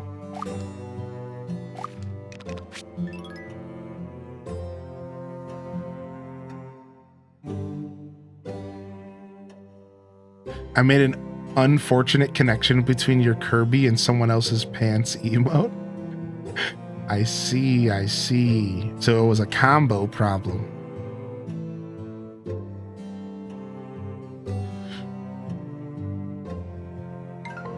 Me whenever I see a Bob emote.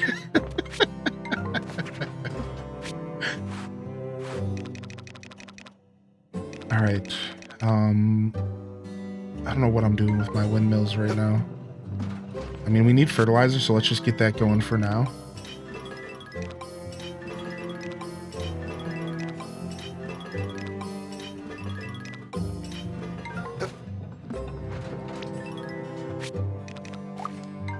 So let's do that, and then we'll check the rest of the windmills.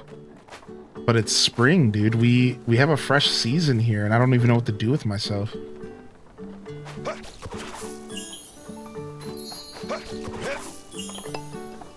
Because my fields are filled up with winter to spring crops.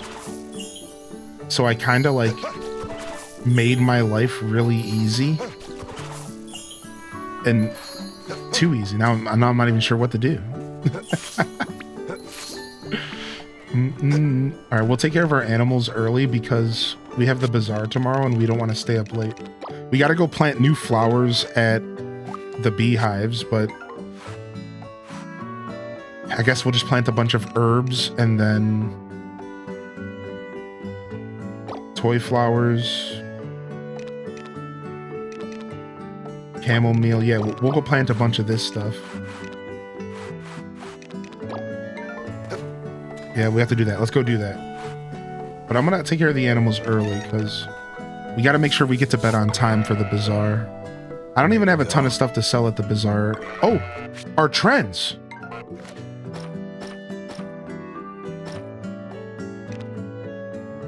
Sweet drinks, yellow colored recipes, green colored recipes, medium large spring fish.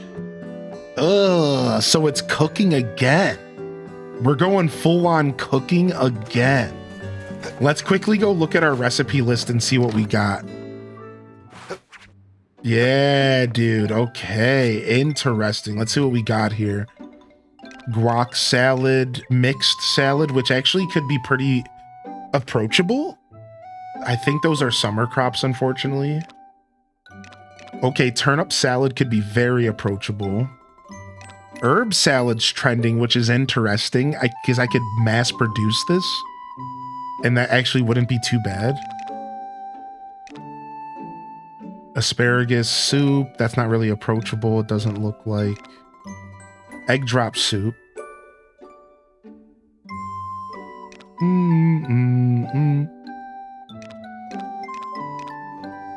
Pumpkin soup. That's a summer crop as well. So these are winter crops, but we have them. Wow, 1600? 1659? Dude, we have a ton of these ingredients. I can make a bunch of these right now. Game knows you're a cook. Okay, rolled egg, which needs soy sauce. Fried egg, which needs oil.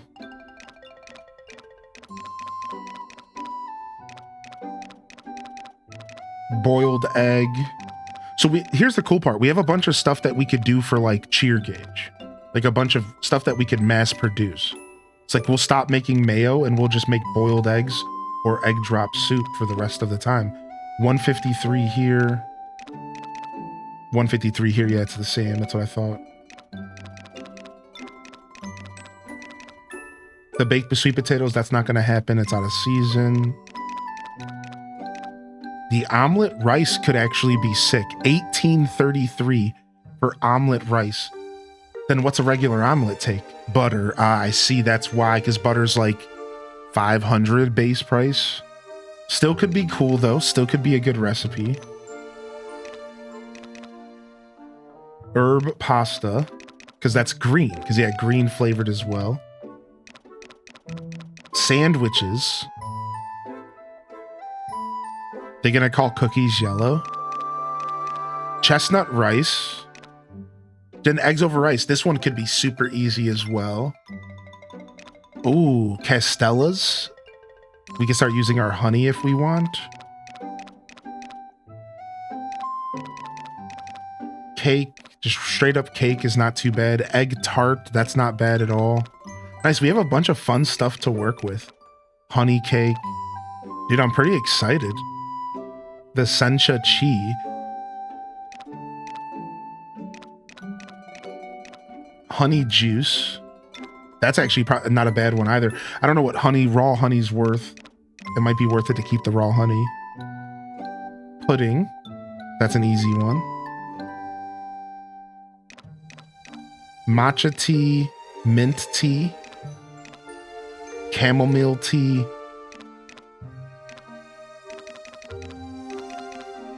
the specialty juice, which I would love to sell these, but they're out of season. And then grape juice randomly. What the heck? Because sweet, right? Sweet drinks, yeah. Close to 7-star honey. I've got the Sprite up to level 47. So wait, how are you getting 7-star? Have you competed with it, or can you just level the Sprites past level 5?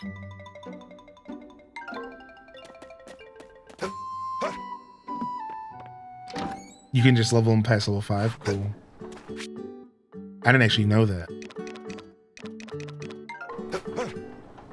Alright, let's go take care of the animals real quick. Let's get this out of the way this morning. And then all we have to do is make sure we get to bed by 9:59, and we don't have to think about anything else but watering at around 8 o'clock. There. So we're gonna chase him. We're gonna chase him around. How you doing, by the way, Bookworm Maya? I was worried when you said you got in trouble, because There. some people get a little bit weird with emotes on Twitch. I made that joke about HDes nuts, which is one of our old emotes, because I actually did have somebody reach out to me in the past, and they were like, somebody used this into my chat, and like, just want to let you know, like, I'm not sure this one's too appropriate for Twitch. Have you tried changing it to seeds? I was like, what? I never even replied to them. I was just like, get a life, dude.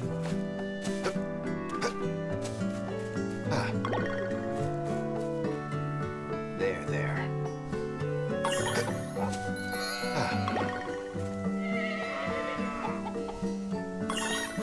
H does get a life. Yeah.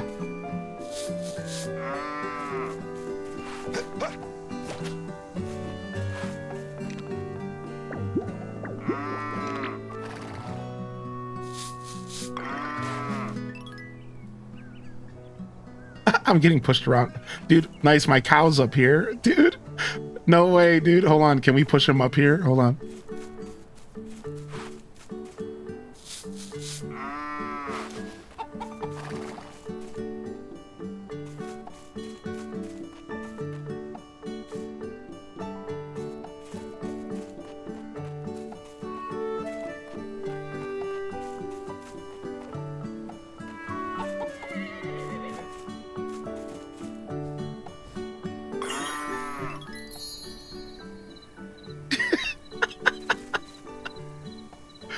Just me and my cow, dude. Just me and my cow.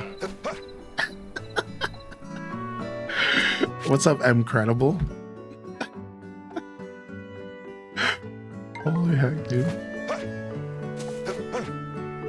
All right, let's get out of here. We have a little bit of time to go do some other stuff here. It's gonna be a lot of foraging. All right, we're gonna start leveling up our nature sprite to level 5.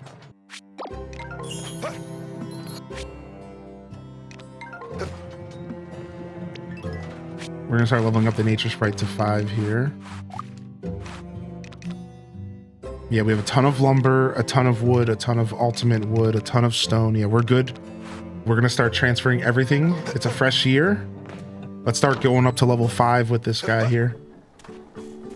Let's see what he's trending right now. Feeling dandelion?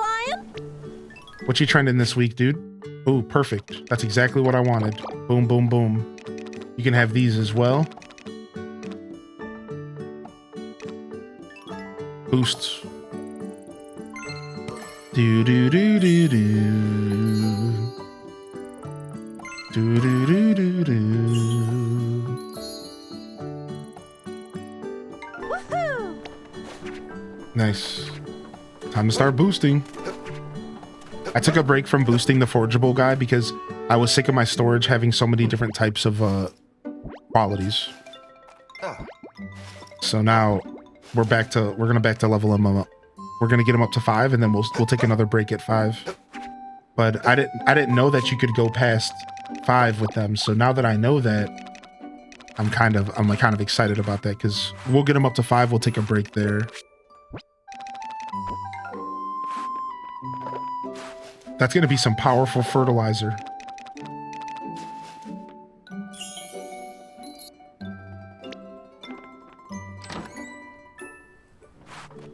Yeah, I want that level. Dude, great minds think alike, man. It's going to be some powerful fert. We're going to be ferting around. Yeah, good to see you, Em.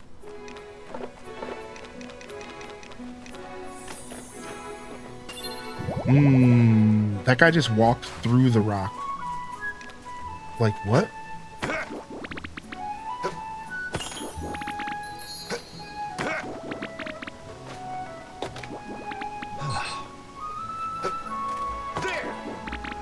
New bugs.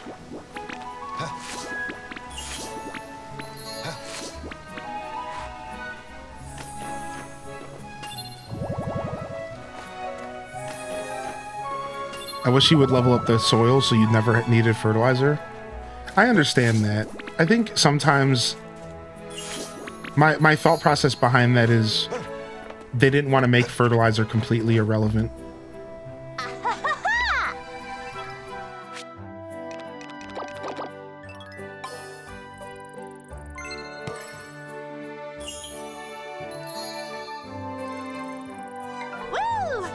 Woo! Let's go see what's for sale here. If he changed up his shop for spring. Excellent. Welcome. Dun, dun, dun, welcome. dun. Dun, dun, dun, dun. He's got the turnip seeds. Do do do do. We're gonna buy some pet food. Do do do do do do. Please. Do do do do.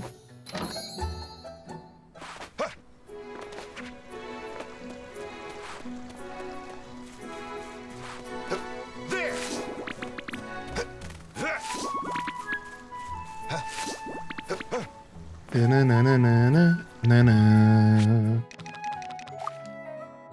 All right. Blue windmill, then yellow, then mountain for honey.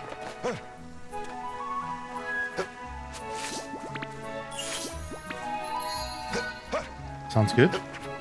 Oh, it's only Thursday in game. I thought it was Friday for some reason. Oh, we're good. We have a whole an extra day. I thought it was Bazaar day tomorrow, so I was freaking out. Fertilize every day. Sure, I don't always need to because my fields are fully upgraded and I have pretty high-end level seeds.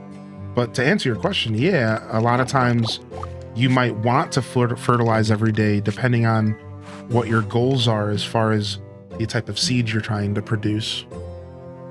Yeah, like that's definitely something to consider, but just keep in mind that like, so first off, the things you need to know about fertilizer, Mamatato, is regrowable crops need to be fertilized after you harvest them because they drop quality.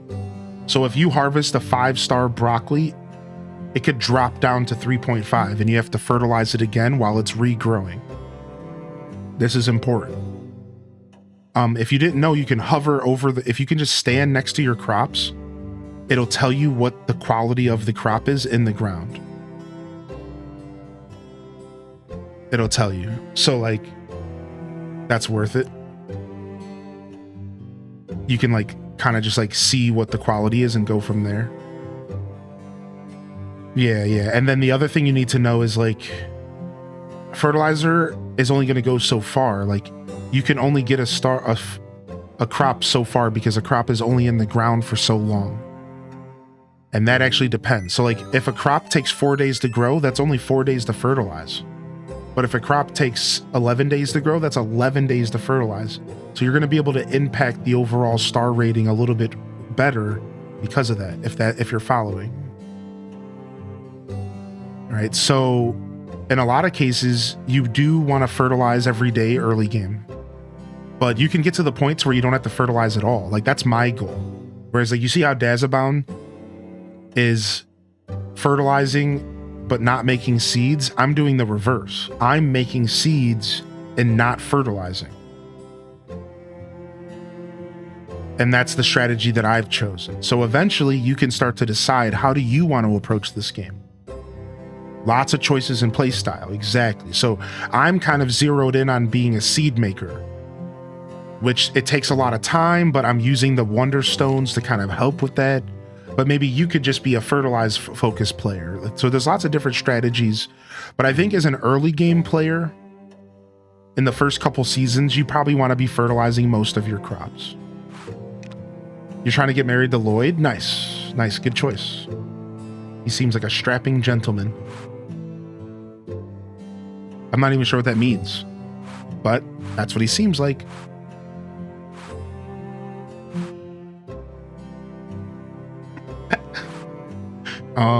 Let's do honey. Get honey processed.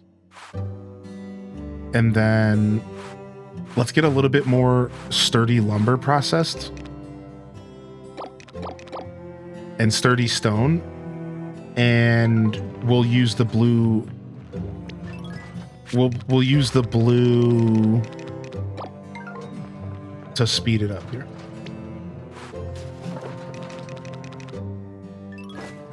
I haven't gotten rare fruits. I've only gotten rare crops. I don't even know rare fruits exist. We'll do 2, and then... Oh, that sucks. We're just gonna do it. We're doing it live. Got a couple rare fruits.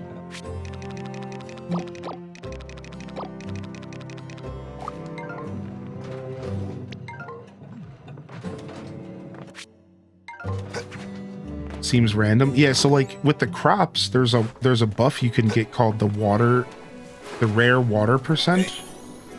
But you don't water trees. So with trees, I'm not even sure what you would do. Sup? So that's a good question. You doing okay? All right, let's see if the spring crops or the spring ores are the same as what I remember. I think they are. I think they are because I remember there being silver up here. Let's quickly jump into the water. I needed a bath. That was on purpose. All right, let's quickly jump over here and see what's up at the mountain, because I don't remember ever checking the mountain in spring. We never got over here until summer, I don't think.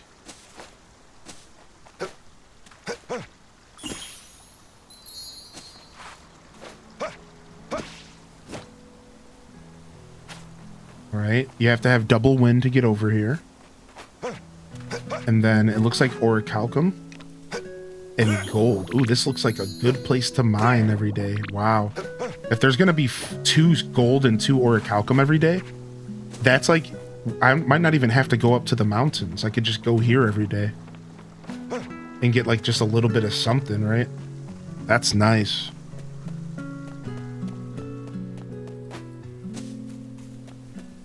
Guess we're playing Balatro. Anyone playing the Splat 3 Salmon Run event? I'm not sure, but I think our next raid train person might be doing some Splat. I'm not sure what they're doing. I know Spartan Leonidas is a Splatoon fan, and they're actually next up on the raid train. For those that don't know, we are Pyro Gaming Group, the stream team and creative collective that I'm a part of and the owner of, is doing its first ever raid train today. And it starts today, and it's going to go for 3 whole days. And we're going to be attempting to continually keep a train of raids alive throughout the whole community of creators that have signed up for our event. And it'll be a good way to maybe get introduced to some new content creators. It should be fun. It should be fun. But I think Spartan's up next. They do a lot of Splatoon. I don't know what they're doing today, though. So I don't want to, like, speak for them. I don't know what they're doing, but when you brought up Splatoon, that was the first person I thought of.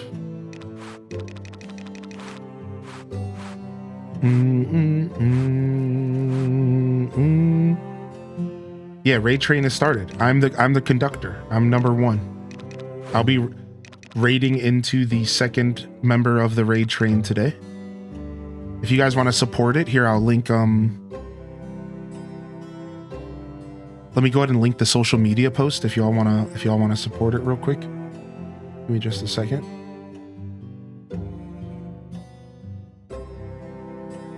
Here's the Blue Sky post.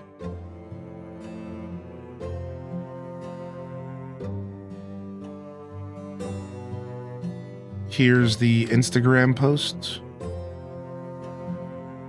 And here's the Twitter post, if y'all want to give it some love. And then if you follow those socials, we'll be posting when every member goes live. So every streamer is doing 4 hours, and every time somebody new goes live, we'll be posting, so you can keep up with that. Yeah, you can go twice a day. That's right, Lizzie. It refreshes at 5 p.m., correct. What's up, Cindy Alice? Hey. That is correct. Lizzie knows her stuff. We learned a lot of that stuff together here in the community. Have you watched me before? I think you have. I think you've been here before, Lizzie, right? I don't think today's your first rodeo here with us.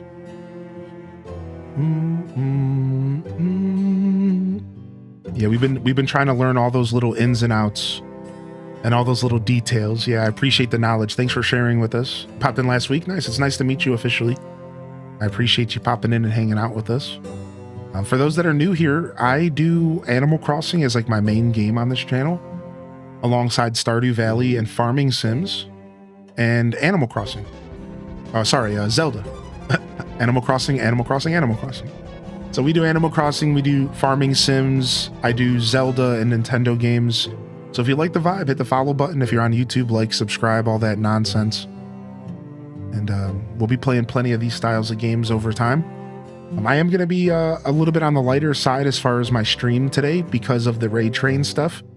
And just a heads up, we'll be talking about this at the end of the show today, but just to kind of touch base real quick, I will be having some like strange streams the next couple days. Normally I stream every day at 8 a.m. Eastern Standard. I take off a day or two a week. But this weekend I'm going to be doing kind of weird streams. I should be here every day at 8 a.m., but they're going to be on the shorter side. And then I'll probably be popping up throughout the day randomly just to kind of support the raid train. So just like a heads up on that. If things are a little bit off, or if you're watching this VOD later today because you missed us in the morning, there you go. Just know, it'll be a little bit weird the next couple of days, and then we'll try to make up for it in the future. What am I doing here at the Yellow Windmill? Again, I'm always sitting in my inventories in this game. It reminds me of Tears of the Kingdom. I think we're just doing nothing. We're not doing anything in here. Just fertilizer, huh? Do I have any golden milk or anything? The Yellow Windmill's the one I use the least right now, but that'll change over time. The Yellow Windmill feels just endgame. That's what I call it the endgame windmill, because it's just like, you can't do like a ton with it, but it'll get better over time.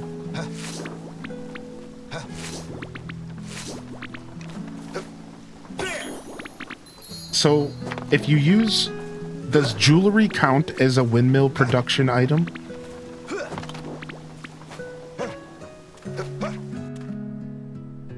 I think so, right? I imagine the answer to that is yes.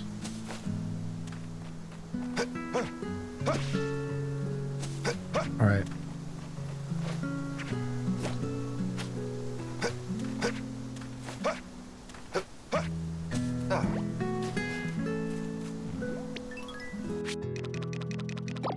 Okay, let's go plant these flowers.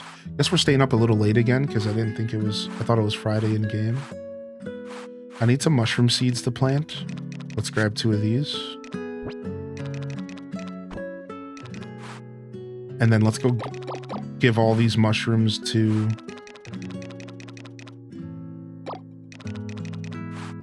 the dude. I will give most of these to him as well.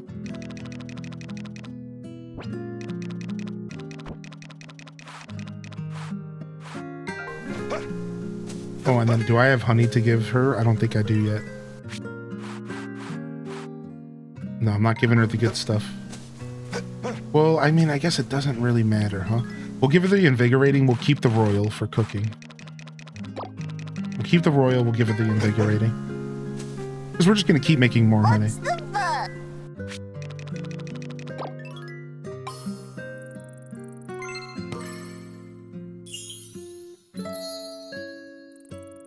Nice. Big boost. Big boost.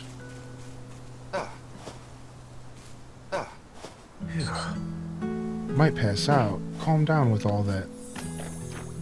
I think we're going to be up kind of late again. Good thing we took care of the animals. We'll do the same thing again tomorrow.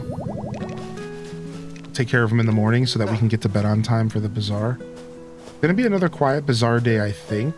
We'll find stuff to sell, but I don't have a ton of the trending items available.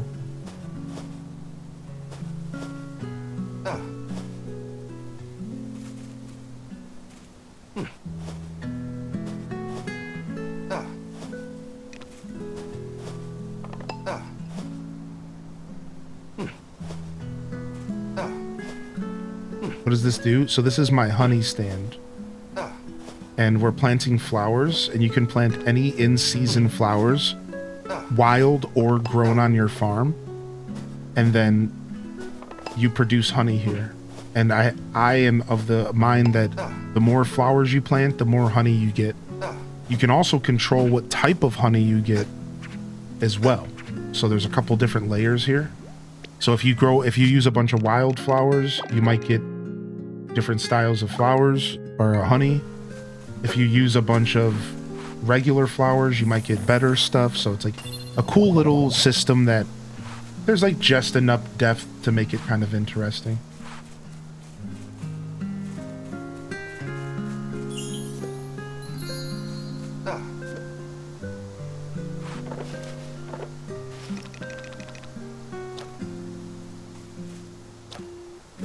See.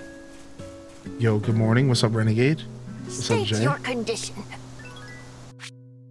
Alright, boom. Let's go drop this stuff off. And everything but 2 of these. We'll keep 2 of these for seeds.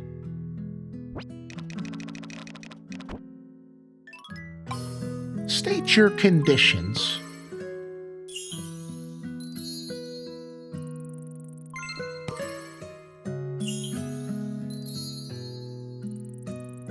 Look at that, dude. Plenty of happy points coming in. We need those. Oh, and we got 4-star. Wow, quality boost. Just enough for the quality boost. Wow. Wow, just enough. Thank you very much. All right, let's see if we can get some ores real quick for the end of the day here.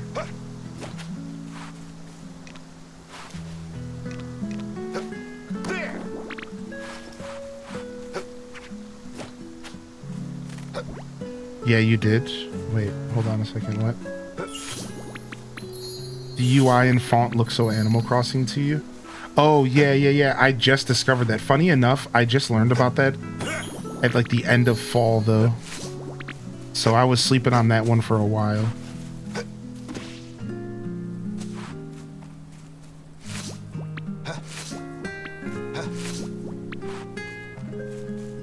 This is the one that we discovered a little faster. No, honestly, I think I discovered both of these around the same time. And the whole time I was just sleeping on them. Which is cool, though. Like that, I like that kind of stuff in video games. I didn't plan to stay up till midnight in game. Oops. I really didn't, but whatever, man. Let's go water our crops and just get to bed, dude. Fishing off of that island when it rains is meant to bring more treasure items too. Sick.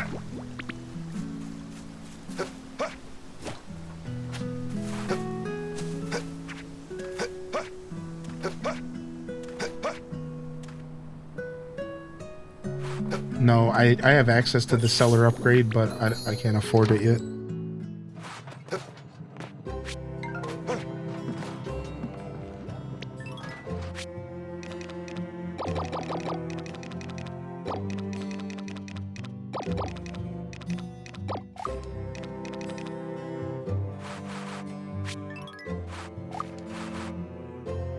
Okay.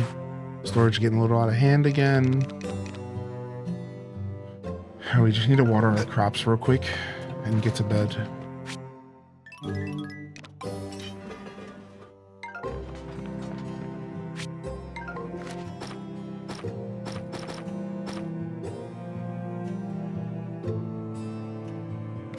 Yeah.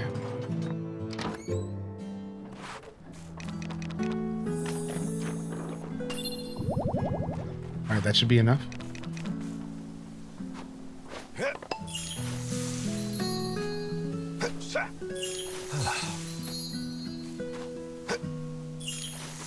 Boom.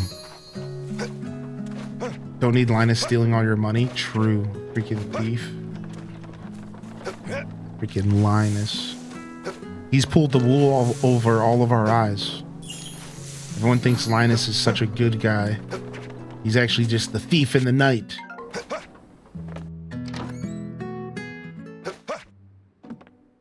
Oof. 2 nights in a row. I never go to bed this late in game. But tomorrow we'll put a stop to that because we, like I said, we have to make sure we have a good Bazaar day.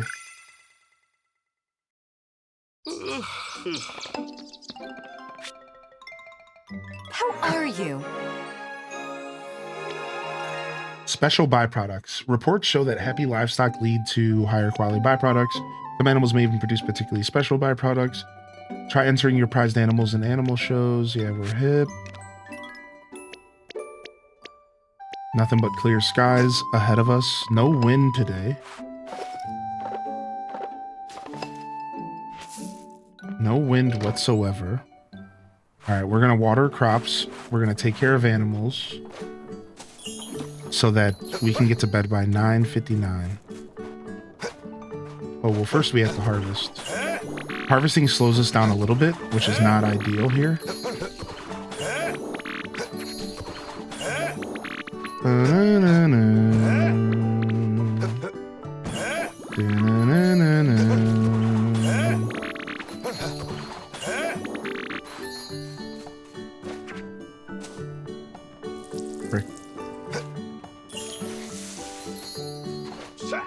Because now I might not get a chance to water this field again until 9.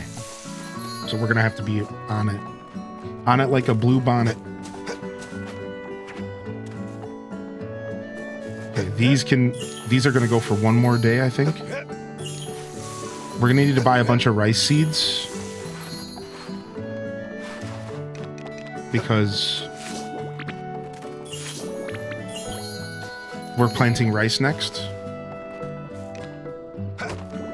What are you looking forward to in the next Pokemon game?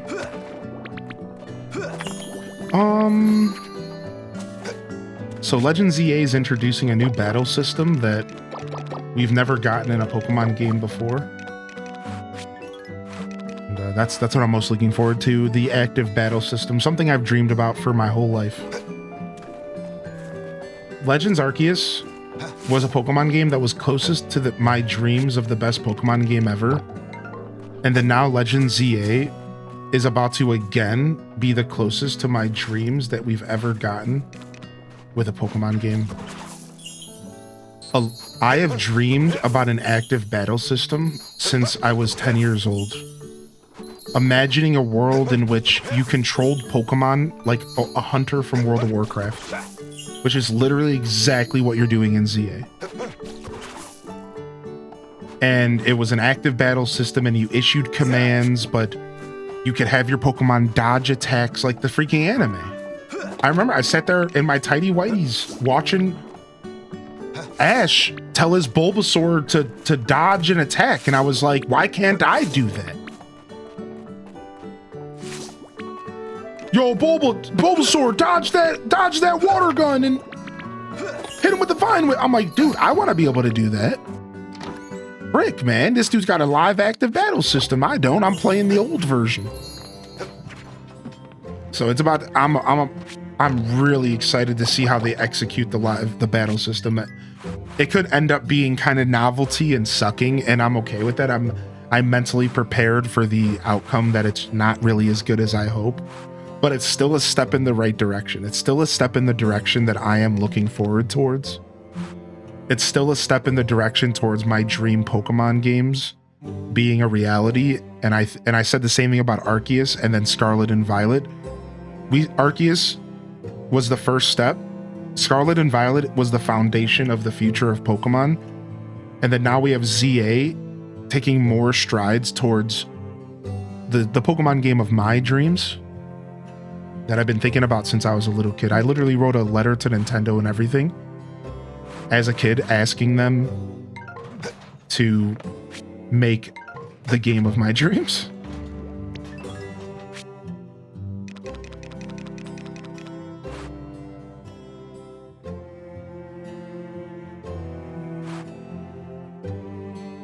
It's like, I'm gonna stand up and stretch here.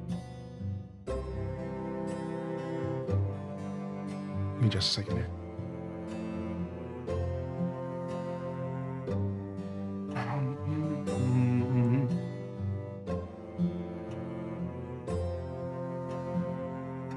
All right.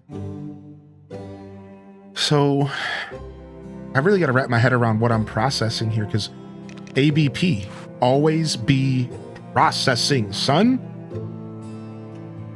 What, you think we took a break? You think we're just not processing anymore? Like, what's happening here? I guess we could make jewelry here. That's what we're gonna do. We're gonna make jewelry. All right, so what do we make? We need emeralds and we need moonstones.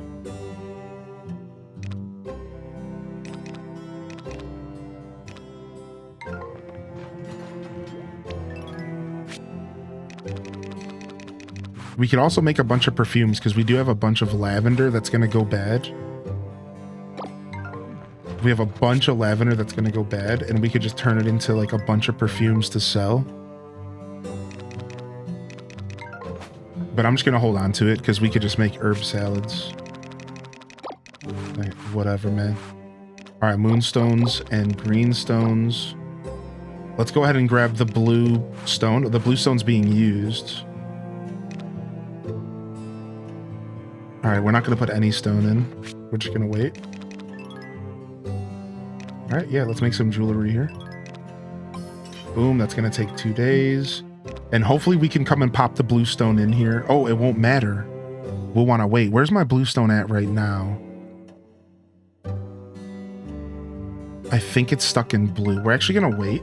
Let's go to blue real quick and grab it, because I forgot the blue stone won't affect stuff that's already in there, I don't think.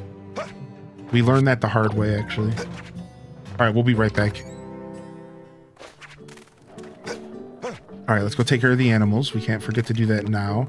I don't like to take care of the animals when they're in the field, because I have to like hunt them down. But I have to do this now because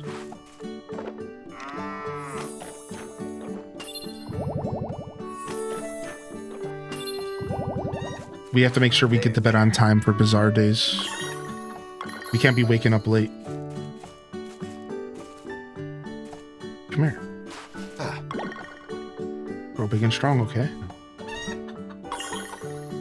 Is that Princess Midna? No, it's probably Minda. It's actually one of the viewers, but that's a good question.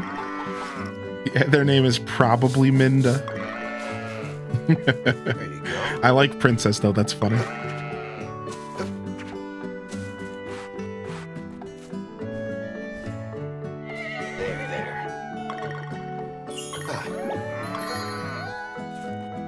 There you go.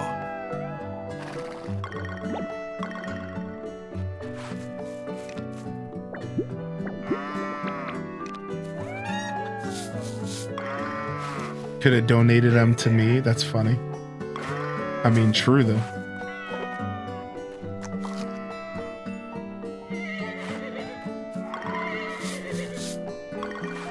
There you go. Twilight Princess is one of my favorite Zelda games. Twilight Princess is favorite worthy. That's for sure. There, there. Twilight Princess might be...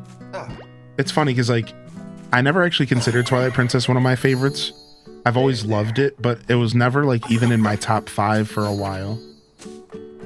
But funny about that is that our taste can change over time. And recently I've been doing like a bunch of like lore diving and like really understanding the story of Twilight Princess more. And after I discovered a couple things, I realized like actually Twilight Princess might be... Where's my other cow? I already milked? Twilight Princess might be one of my favorite, like it might actually be in my top 5 because like the story of Twilight's actually really, really interesting.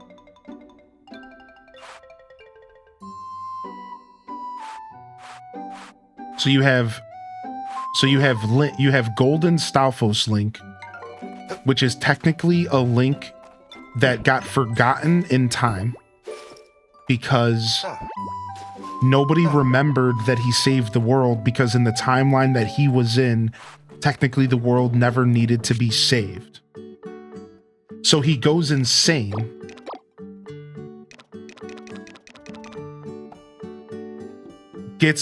Loses his fairy. I'm pretty sure this is the same link. Loses his fairy.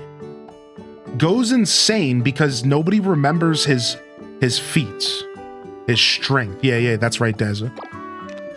Then gets lost in the Lost Woods. And the legend is that if somebody gets lost in the Lost Woods, they turn into Stalfoses. And then he does everything he can to try to teach the new generation of Link his secret techniques, as if it's like his like... It's like he's stuck, right? He's stuck as a Stalfos, and all he can do is pass on these techniques as his like last hoorah, like the last effect he can have in the universe because of everything that happened to him. Yeah, like his atonement, exactly. Like that's like the vibe I get, right? And then meanwhile, it's technically a sequel to the universe of Ocarina. So you're getting a chance to see like the future of Hyrule in some ways, right? And then you have some of the best dungeons in the franchise, some of the best characters, some of the best story in the franchise. And you just start to realize like Twilight Princess actually might be the best Zelda game ever made, objectively. Like if I really sat down and like broke down all of it and like and really tried to gauge like what's the best Zelda game ever made, Twilight Princess actually might be the best Zelda game ever made. It might be, dude. Like it seriously has everything that would make the best Zelda game. A pretty solid story, super cool lore. It's the perfect like version of Hyrule in a sense, because like it's like a sequel. It's dark, it's gritty, it's like more mature. It's got some really cool dark undertones, like stuff that like you might not even pick up on as a kid. Dark stuff that's like really happening in the game. Thing, I can't pull out this blue Wonderstone until this is done. I'm actually about to just call it. Cough it up.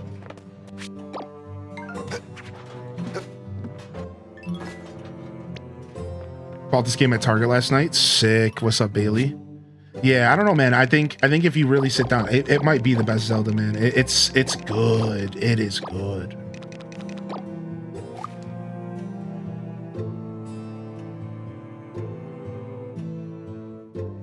I do agree that it's a slow start. Sure.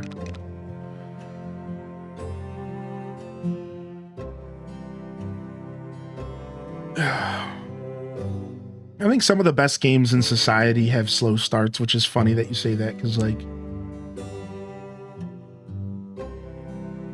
Final Fantasy VII is considered one of the best games ever, and it has one of the slowest starts to any game ever. It is kind of an exciting start though, so maybe slow is not the word, but it's slow. But it is kind of exciting, like the crab battle and all that. But it's like a pretty slow game. It does kind of throw you in.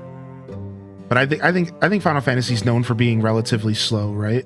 So like, but that's also considered one of the best games of all time. So pacing is kind of a strange subject to talk about because like, while pacing should be brought into the conversation, I think a game starting slow is almost like a subjective thing. Whereas like some people maybe don't even think, like I would argue Ocarina of Time starts off slow. Because you spend the beginning of Ocarina of Time just like running around the Korok forest. And if you don't know what you're doing, like you could spend a couple hours there doing really nothing. And then you get to the Deku Tree and the game starts opening up. And Ocarina is considered like the best game of all time by some people. So that's like an interesting subject because like I don't know if the pacing is something that should hold a game back from being the best game of all time. Specifically talking about the beginning of the game. As long as the game picks up pace and figures it out outside of those first couple hours, I don't think it should bring a game's like level down. However, if the whole game itself is a problem of pacing, well then that's just a different conversation. But I guess I didn't consider that. You're right about that. Yeah, like Twilight Princess really does have a super slow start. Like it's worth mentioning. It's very grueling. Yeah, it's one of the reasons I don't play Twilight Princess a lot actually, because I find myself going to play it and then thinking about how slow of a start it is, and I'm just like, I'm good. It's like, I don't know if I want to deal with that again. Yeah, Skyward Sword has a super. Oh my gosh, Skyward Sword just doesn't stop talking. That game's pacing is just words vomit everywhere.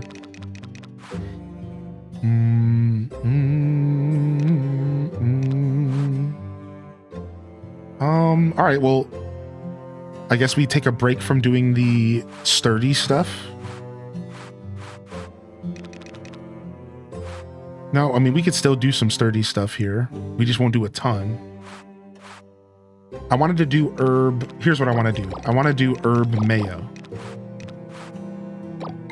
That's what I want to do here. And we'll grab the yellow stone and we'll produce some extra on top, which will be super nice. Perfect.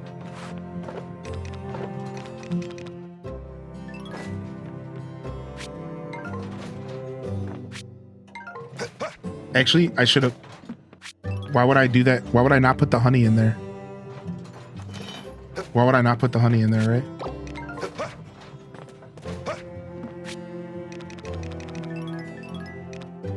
Because now we can get 12 honey.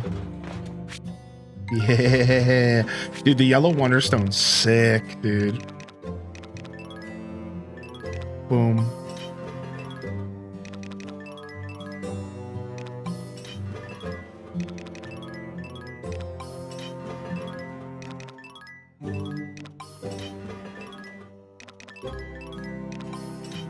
Nice. And then look at, we're getting +2 on each of them. I've never played a Zelda game. Which one do you recommend to start with? I always recommend Breath of the Wild. Because the truth is that when somebody's asking for a recommendation, I always try to give them the easiest entry possible, even if they're not getting the full vision of like the product. So like, you just go with Breath of the Wild. If you can wrap your head around Breath of the Wild, if you can play Breath of the Wild, if you can enjoy Breath of the Wild, it will likely drive you towards playing the other Zelda games. Yes, you can argue that like it'll also spoil you because then when you go back to older Zeldas, they're not going to feel as good because they're very different formula. Doesn't matter. You just kind of have to give people an easy intro. And I don't think there's many Zelda games that are easy intros that are available on the Switch outside of maybe Wind Waker. Now that Wind Waker's on the Switch too, I have a new recommendation for people. Check out Wind Waker if you got the Switch too. Wind Waker could actually be a pretty solid introduction to the Zelda franchise. It's soft, it's cuddly, it's lighthearted, and it'll give you a feel for what traditional Zelda is like. And then you can go to Breath of the Wild afterwards, and you can get a feel for what's considered one of the best Zeldas of all time. And it's really good. It's modern. It's a different formula. So nowadays, I'm Wind Waker could be recommended as your first Zelda for sure. What's up, Kumazoku? Skyward Sword had a slower start. Motion controls make Skyward Sword mint. Sure, the motion controls in Skyward Sword by the end of the game did end up feeling pretty good, actually. I remember I ended up actually complimenting the game because, like, the technology itself sucks, but the way that it's utilized in the game doesn't. And Skyward Swords for the Wii actually did a really good job utilizing the motion controls and creating an experience that, like, you're not going to really get anywhere else in gaming. And on that note, I think Skyward Sword does deserve recognition for that. But I wouldn't go as far as saying that, like, obviously the Wii's motion controls were just cobbled together, dude. It was just a product of its time. You know, even the Joy-Cons still aren't as good as you would think they could be in 2025. So I just think that technology is never going to be that good, and that's just kind of how that is, right? There's a reason why nobody else is doing it and why Nintendo has kind of stopped doing it, I guess.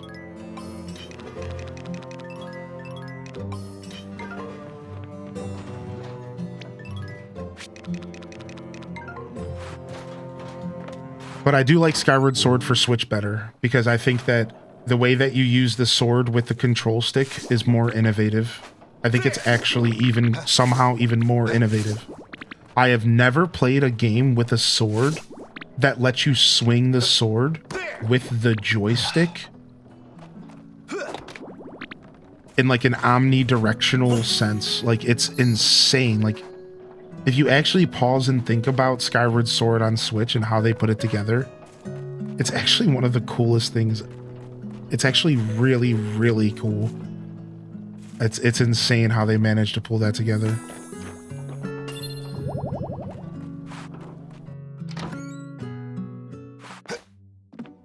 So I'm a big fan. I do like the Switch version a bit more. All right, let's go ahead and cook. Didn't we find something that we wanted to cook? Oh, yeah, the cabbage. The Napa cabbage and the bok choy. No. It was the cabbage and the Napa cabbage, I think. Yeah, here it is. Now, we could add a different... Now, we've learned that if you can adapt the recipe with other vegetables, you could make it higher than 5 stars. And we have carrots. Yes, dude. Yes, dude. We've learned, dude, the strategies.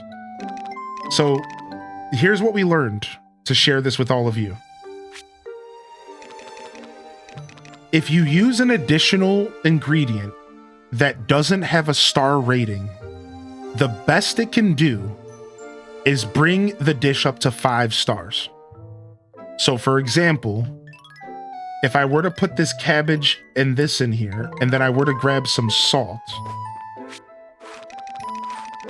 Oh, I think I used all my salt, unfortunately. We'll grab this and this. Right?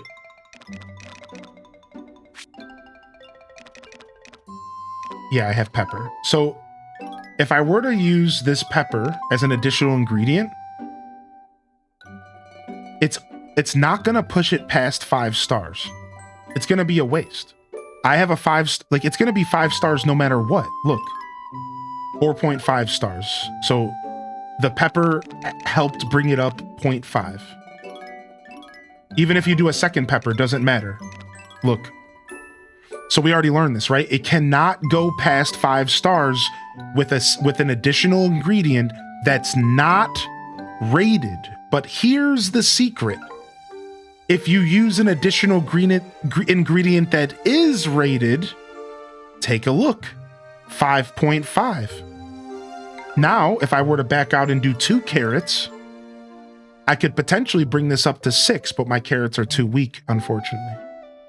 6.5, even 7. You can actually cook a 7-star dish in this game by using rated ingredients in the additional slots, but it can't be salt and pepper. Salt and pepper only brings it to 5 stars and it caps out. So it's still useful, but it's nowhere near as useful as using rated ingredients in cooking. Again, we're talking about the additional slot here. So how cool is that? We discovered this on the last episode. We discovered that like the rated vegetables actually matter. Well, it was less discovered and more taught by a viewer of the chat. Somebody jumped in the chat and taught us.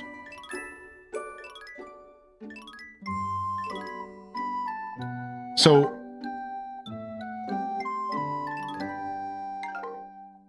if I put the cabbage in, wait, well, hold on a second. We might have just learned something else. Napa cabbage and cabbage. Hold on a second. Wait a second. Let's see here. But maybe it will help if there is already a rated ingredient in there. Look, 5 star plus 4 star equals 4.5. But if I add the carrot, it equals 5. But if I add the pepper, it equals 5.5. You want to know what's happening here? I can explain this. The pepper is bringing it up to 5, and the carrot is pushing it past 5. See, I don't think that's right, Des. I think, do you see what I'm saying? You see, because the pepper brings it to 5. The carrot brings it to 5. Pepper plus carrot brings it to 5.5. The reason this is happening is because the pepper is doing the job. The pepper is bringing the dish to 5. The carrot is pushing past. So what this means is that the game takes into account. The game considers that, and it gives you the boost of the rated vegetable on top of the pepper. So this is just intuitive game design. That's what I think's going on. They knew like why they don't want to punish you. So the game does it for you. It does it in the proper order in that sense. I think that's what's happening here. But this obviously needs a little bit more science to get down to 100%, because a bonus for 2 additional toppings could also be what's going on. Speaking of, I wonder if the Story of Seasons Grand Bazaar guide is up yet. Let's check. I bet you there's some spreadsheets going around the community. We got to get those posted in the Discord. If anybody's in the Discord and has any spreadsheets to share with us, please share. We already have spreadsheets of Wonderful Life. Yeah, it doesn't look like the guide's up yet. Hopefully whoever's making these guides gets them going, dude. How you doing, Gira? And what's up, Raid Boss TV? All right, nice. So we're going to make 2 of these. Yeah, feel free to put the link in the chat. Nice. The bot's going to ding you, but I'll copy and paste it. Unfortunate that I only had 2 Napa cabbages. That's so sad. That's so sad. All right, we'll be selling those. All right, anything else we want to cook?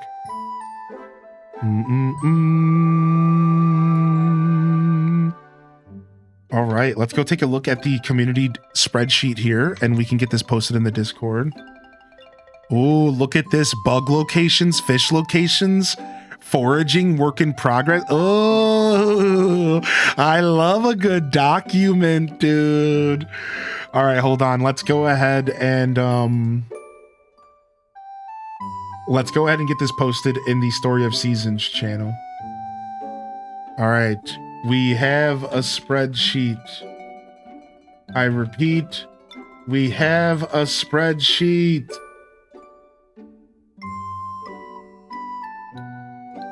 And if you're not already in my Discord, we do have a dedicated Story of Seasons channel.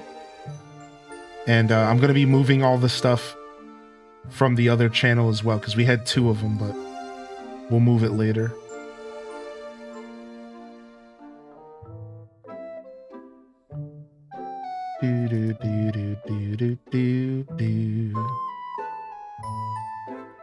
Sick. I love when the community starts getting spreadsheety. That's when you know you're playing a good farming sim, dude. What's up, Superstitious Swifty? So now we need data bound. Can I pay you in bubblegum sticks to go over the spreadsheets and point out everything that's wrong according to our obviously correct science? Because you know people ain't out here doing science like we are. All right, let me just grab everything out of here.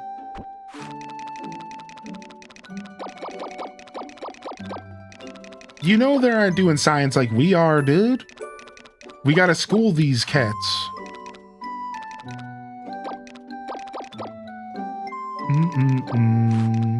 You think they're out here doing science? Nah, we do raw science here in our community, okay?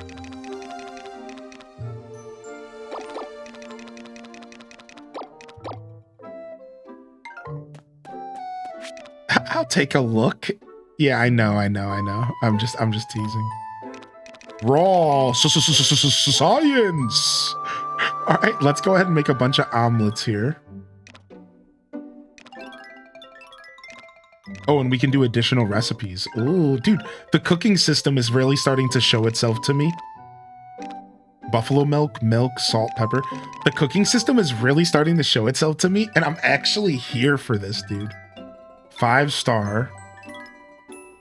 Okay, we can add milk to this and make it a creamy omelet for 5.5. We can add some tomatoes to make it 5.5. What if I add some pepper? I can make it 6. So hold on a second. Dazzle, you might be right. Maybe the pepper is effective if it's 2 ingredients. Because here in this situation, we already had 5 stars. But the pepper is actually adding an additional 0.5.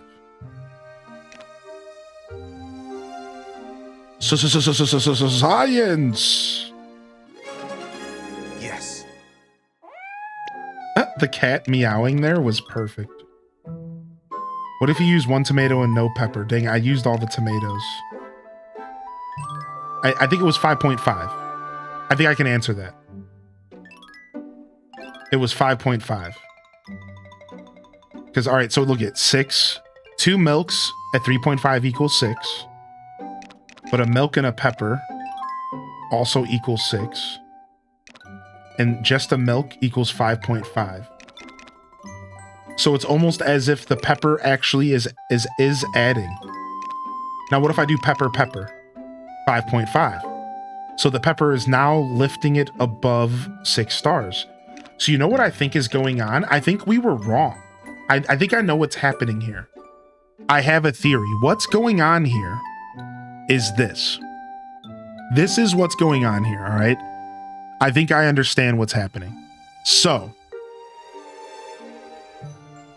obviously, the pepper has an inherent star value that it brings to the table no matter what, but that star value is not as valuable as a rated individual crop or item. So then that means that the pepper is still going to be able to add to the star value of the final product, but not on the level that a rated individual item can. A rated item can really boost a crop because it could be 3 stars, 5 stars, whereas pepper might just be 0.5 base, but they didn't feel the need to give it a star rating. That's my theory. So then that would mean that no matter what, you're always getting a boost from pepper. But there's more to my theory. My theory is that the reason you don't always see the boost reflected to the final crop is because the boost has diminishing returns. So if you have a 5-star omelet and you put pepper, it doesn't go past 5 because it's diminishing returns. It can't boost to 5.5 on its own, but the addition of the pepper alongside something else, like it's like a 0.3.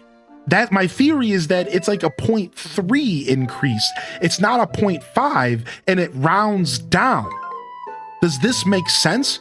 So it's like it's rounding down is what I think is happening, and it takes a little bit extra for it to be a boost. And that is my theory on what's going on here. What do y'all think? Audio cutting out on YouTube. Everything looks good on my end on YouTube. So I'm not sure. I'll have to go back and watch the VOD. Thank you for the heads up. I can't really like science that right now. Here, we'll go check.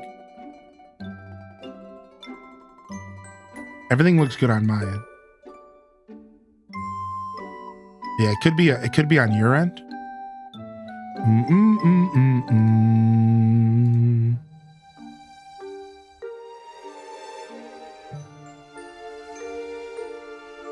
All right, give me just a second.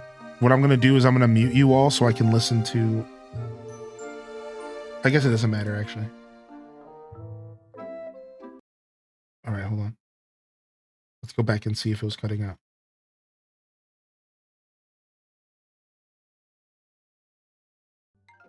But this obviously needs a little bit more science to get down to 100 also up yet. You got to get those posts of one up. All right, nice. Hopefully whoever's making these guides. Yeah, feel free to let's go out their channel. So now we have let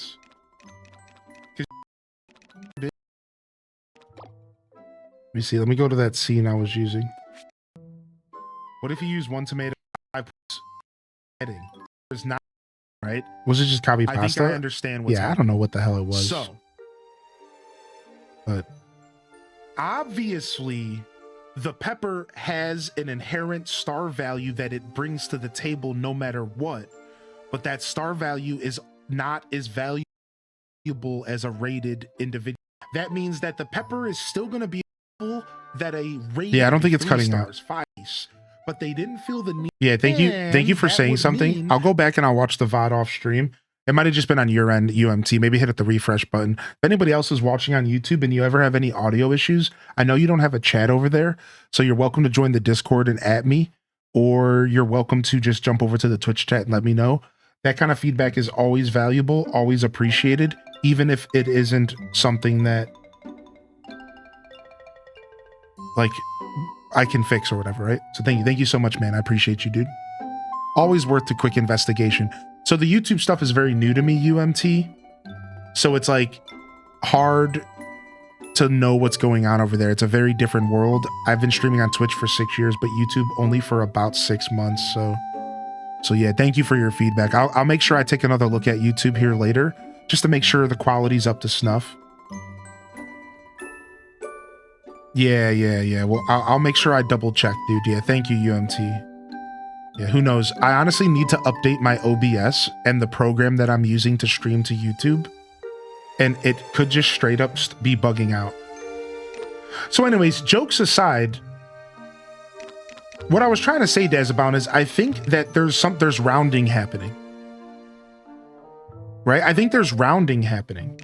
I think that the pepper does affect the quality of the final product after 5 stars, but it's rounding, right? Because like,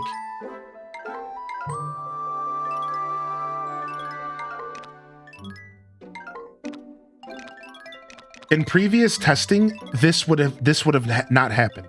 We wouldn't have gotten 5.5. But now that we are, it's making me realize whatever the formula is, yeah, it must be like a divided, exactly. I like what Zaradu said. There's like a rounding happening or dividing, and it's just going with the higher number or the lower or whatever. Yeah, there's something we don't fully understand about the formula here.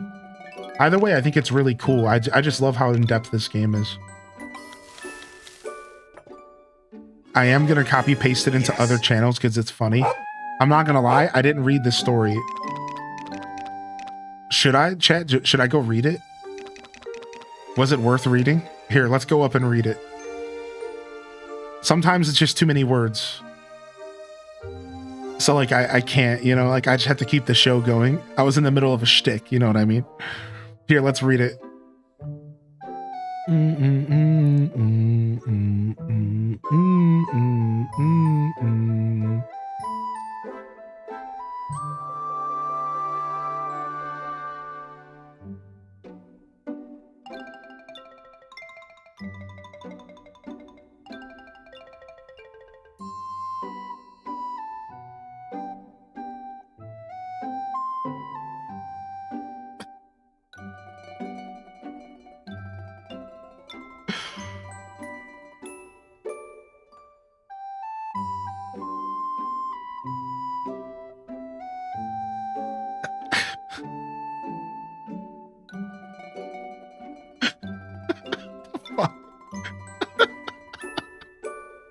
Okay, all right.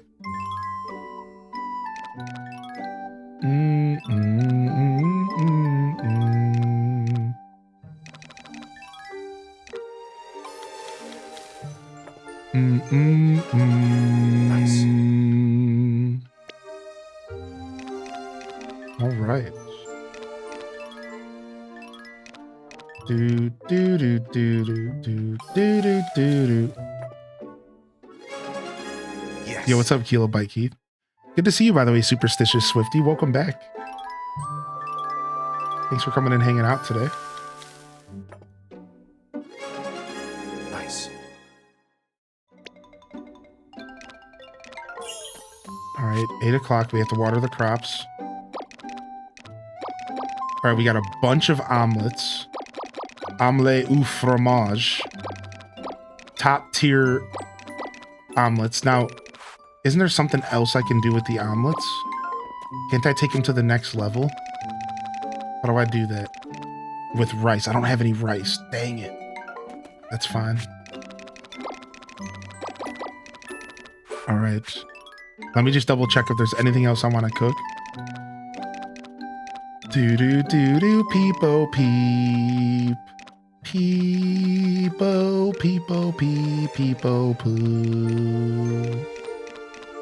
Peepo dance, peepo sedge, peepo sleep. Peepo laugh, peepo cry. Peepo feels birthday man, peepos everywhere.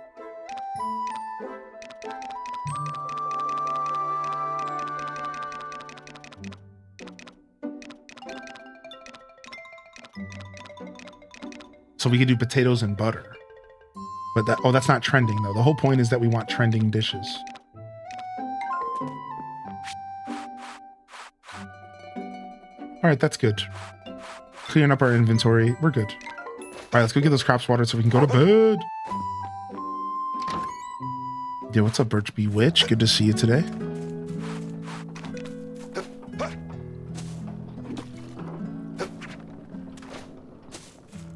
All right, we're just going to wait here. We should be able to water soon. I think we watered this field first, right? What up, Gil? Yo, what up, Tweed? Happy Peepo Saturday, dude. Sup, fam. Do you and the lady friend play any good co-op games? Nah.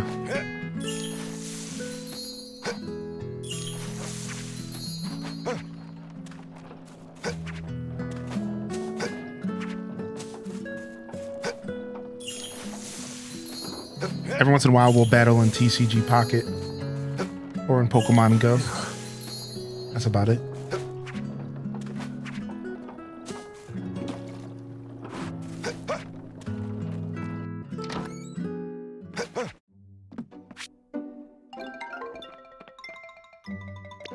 All right, Bazaar Day, baby. Bazaar Day, baby. I should have saved. All right, it's going to be an interesting one. We don't have a ton to sell, but we should still be good.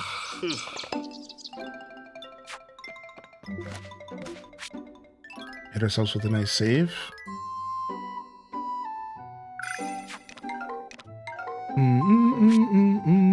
How are you? Wait, what's popular at the How bazaar? are you? Sandwiches? How are you? Does she just make stuff up? Sunny, sunny, sunny, and sunny. Did you see that the Katamar is going to have online co-op? I sure did. How are you? First new Katamari game in a long time. The last new Katamari game was a mobile game. So it's a pretty big deal for a big Katamari fan such as myself. Should be fun. Yo, good to see you, Tweed. Thank you for 10 months, man. Thanks for the support coming in here today, dude. And Kanairu, thank you for the 2-month prime. I might have missed that one, actually. I saw the fat and sassy one. Thank you. Kanairu, if you're still out there, man, thank you so much. Kana, thank you, Kana, for the 2-month prime. I might have to send him a message real quick because that one was a while ago. I swear I didn't say thanks for that. Boom.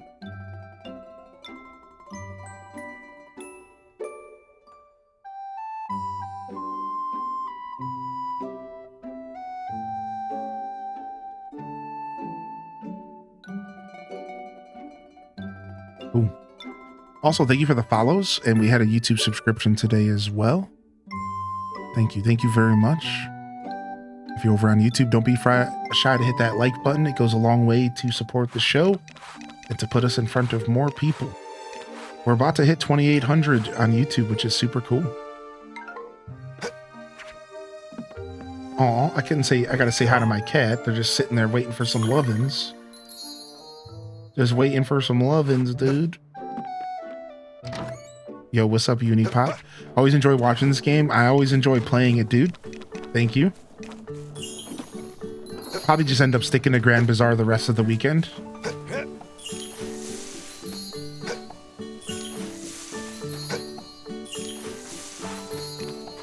For the morning streams. Do do do do do.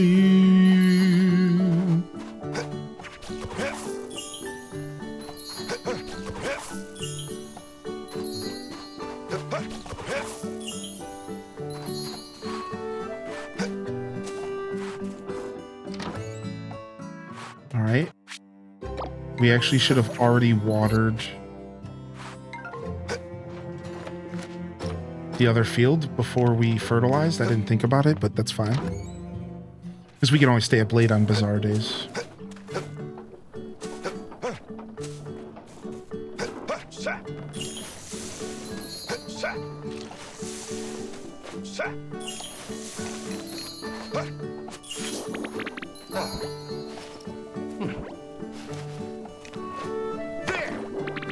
Oh, nice. And because it's spring, this stuff's already starting to fruit and flower, which is sick. You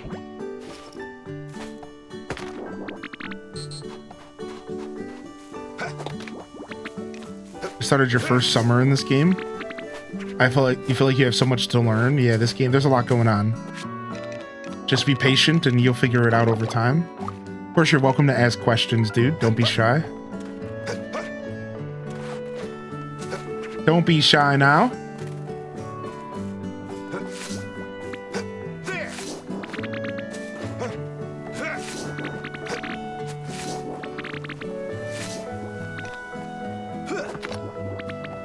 You made 100K at the bazaar? Nice. Match sells getting it, dude. Nice, dude. Oh.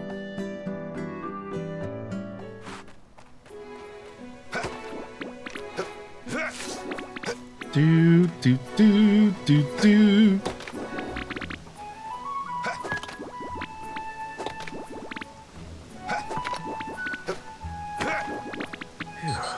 Phew.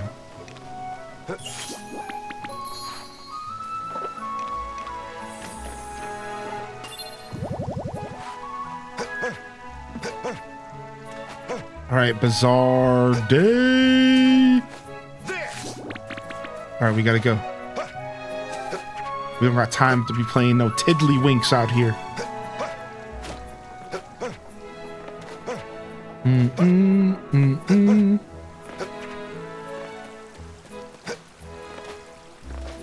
Time to make some sales. Oh man, I should have grabbed all that herb mayo from the blue windmill. Dang, we might want that actually. All right, we got some sticks, we got some wood to sell.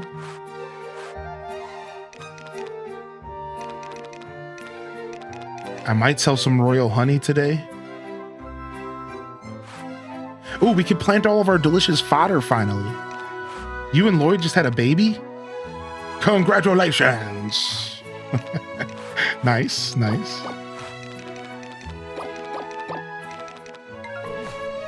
How you doing today, International?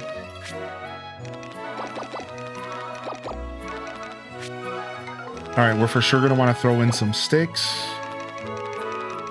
and some stones. They break your bones. This is gonna be a goofy shift, dude.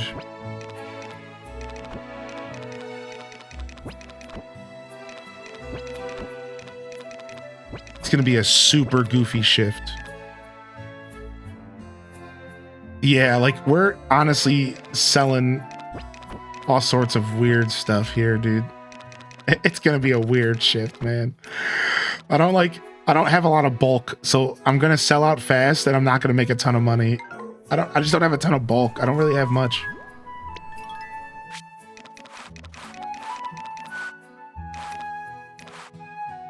Yeah, this is gonna be probably my weakest bazaar ever.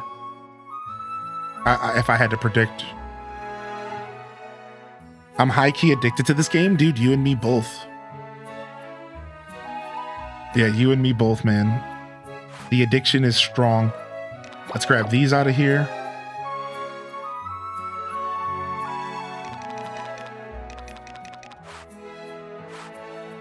Ooh, aren't pink diamonds? Oh, they do. They make accessories. So do regular diamonds. Okay. Oh, we can sell these fully grown trees if we want. I don't want to.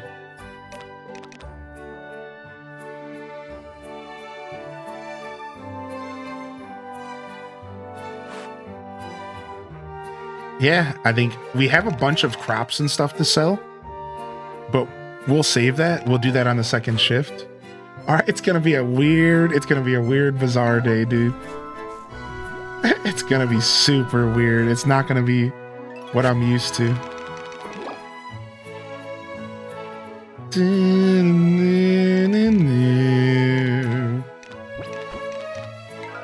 All right, let's make it happen, chat. Actually, don't we have a new table to put down? We do. Boom. Price up. We maxed out price up. We finally maxed out price up at 9.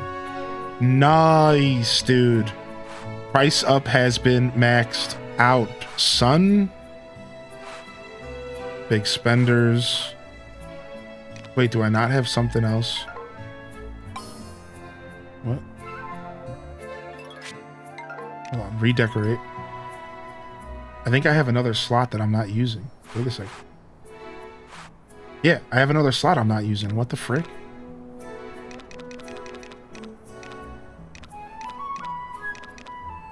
Guess we'll do windmill.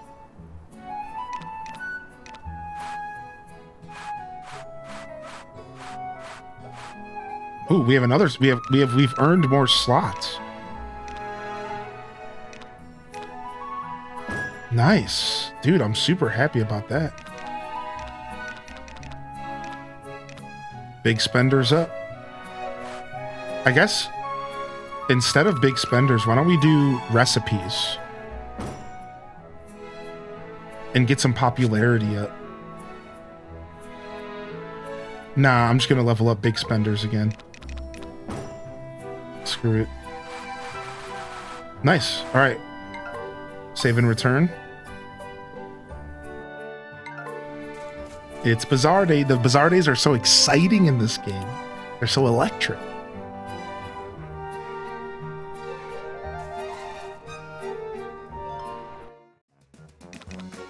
Open shop. Step right up. Step right up. Open for business. It is Bazaar Day, and what's more bizarre than a man in a cow suit?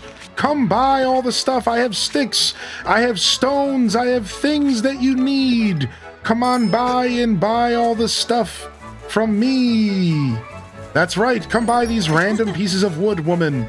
You need some wood in your life. Come pick up some of these crushed walnuts. I totally didn't produce them from my own backyard. These are premium products. This little kid just walked up and bought 2 stones. If you're gonna walk up to my table and buy 2 rocks, get the out of my face and stop wasting my time. You better stop with these little kids. We don't want little kids coming to the tables. Who let their kids off their leash at this freaking event? Get them out of my face. I don't want your little kids coming up to my tables with their Monopoly money. Oh, I'll take 3 sticks, please. Get out of here, dude. We need big spenders only. Big mommies and daddies only. Stop walking up to my table with these little rats. You, mommy in the red hat, come, step right up, step right up. I have the wood that you need. She ran away. She got out of Dodge. She did not need that. That's okay. There's still wood for anybody. Come on by. Come on by. Step right up. Step right up. It's Bazaar Day. What's more bizarre than a man in a cow suit? Let's go. We must make sales. Everything must go.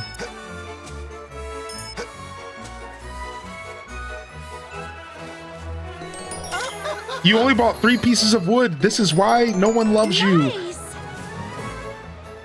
If you come back to my stall again, little kid, I'm gonna break one of these bottles over your head. Step right up, step right up. Come buy all the things. If you're looking for the next gift to give to your loved one, we have the things for you. Very good.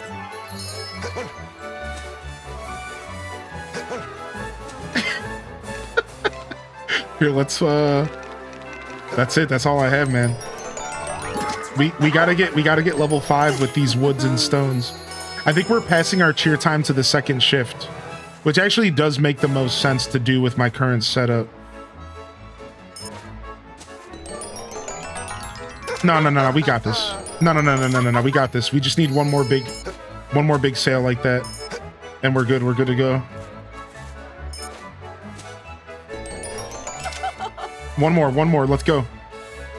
Right here. Come on. Of course it's a little kid, a little rat walking up here. All right, let's put this on the table, and it's cheer time.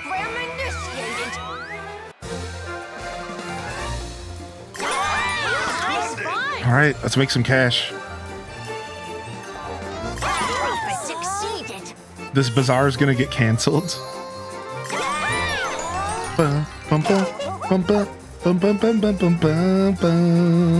When there's a farmer's market when there's a field trip to the farmer's market.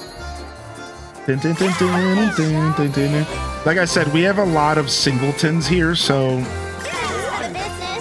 it's gonna be a goofy one. Singletons are not really the best for cheer time. Oh, Dazza, spoil it for me. Tell me, what is it? Just spoil me, dude. Tell me.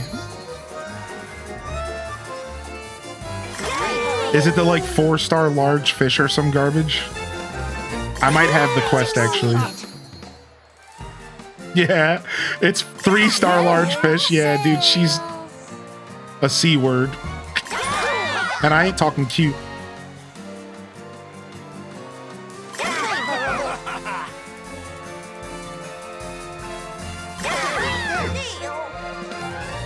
I'm close to the mushrooms, so that's not too bad. The honey's easy. It's the fish that I gotta start fishing. All right, we can make one more sale. Come on. One more. We got one more sale right here. One more. Nice, we keep boosting up for just one more. Nice, one more. One more. No more.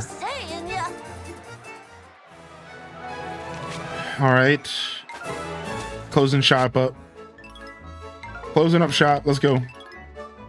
Next shift.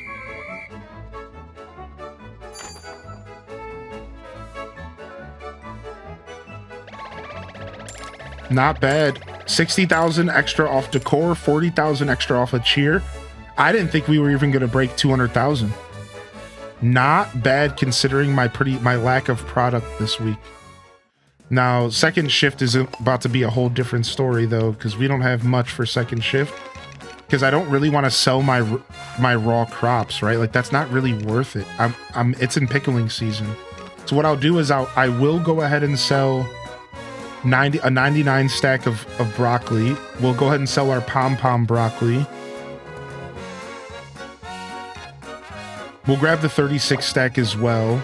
We'll grab this.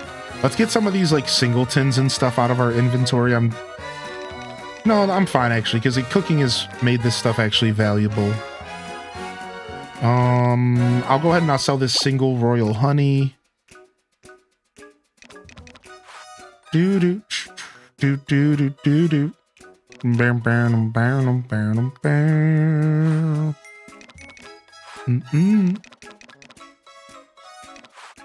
That's like pretty much all I have to say. So that's it. That's all we got, dude. We don't got much. Your top sales record's 936. Dude, nice. That's insane. Mine's 530,000, I think. Which isn't too bad. Wasn't too bad. I'm sure we'll push past that here. Trending items really help though, you know? Like a better way to word that is my playstyle, I like to focus on the trending stuff. I think that in all reality, the trending stuff actually is like holding people back. Like I think that if I really had to give advice to players or if I really had to talk about min-maxing this game, I think the first thing I would say is actually you should probably just focus on like bouquets, perfumes, and all of the high value stuff that has nothing to do with what's trending. That's how you make tons of money. Whereas like my play style is like, I'm kind of okay with focusing on the trends because I think it's fun. So I don't really feel the need to like min-max and only sell high value items. So I've been like kind of leaning into the trending stuff a little bit more than like, again, we're just talking like if you wanted to play this game optimally, if you wanted to play this game as optimally as possible, really, you just ignore trends. You don't even pay attention to trends half the time, unless you have a trend that is really, really useful. Right? Like, if you have a trend that's like really, really useful, then sure, lean into it. How far into the game are you, Lizzie? Hylian has enough ingredients to make things for a 1 million plus day. Oh yeah, for sure. I got lots of stuff. I'm a hoarder, man. I'm cooking over here. Year 3, spring 4. Oh my gosh, year 3, dude. Nice, man. You've been going in, dude. Nice. I love that. Holy heck. We have a gamer in the chat. Yeah, now that I'm in year 2, I will start focusing a little bit more on like certain things, but I'm kind of enjoying the slow pace of this game, even though like technically I'm not really playing it that slow. I think there are plenty of people who are playing it a lot slower than I am. I'm probably above average in speed. There's like the speed demons and the people who are making millions, and then you have like me, who's like above average. Then you have like your average players, and then your below average players. I'm not talking about how fast they're playing. I'm more talking about how much money they're making at the Bazaar. That's what I meant to say. I said speed, but I didn't mean to say that. Yeah, just like as far as how much money people are making at the Bazaar and like how hard they're min-maxing the game, I'm probably like slightly above average. I'm still playing the game pretty casually, I think, for the most part. This game is kind of unexpectedly amazing. Would you say so? Oh yeah, dude. Yeah, I was expecting to like this game. I wasn't expecting to absolutely fall like head over heels for this game. Like, this game is probably my favorite farming sim that I've played in like a long time. Like, I don't know, it's hard to say, right? Because I play a lot of farming sims. The best way for me to quantify it is that this is my favorite Story of Seasons game outside of my nostalgic one, which is Friends of Mineral Town. And it's my favorite 3D farming sim so far. But I don't think it's going to surpass Stardew because I just have too much experience with Stardew.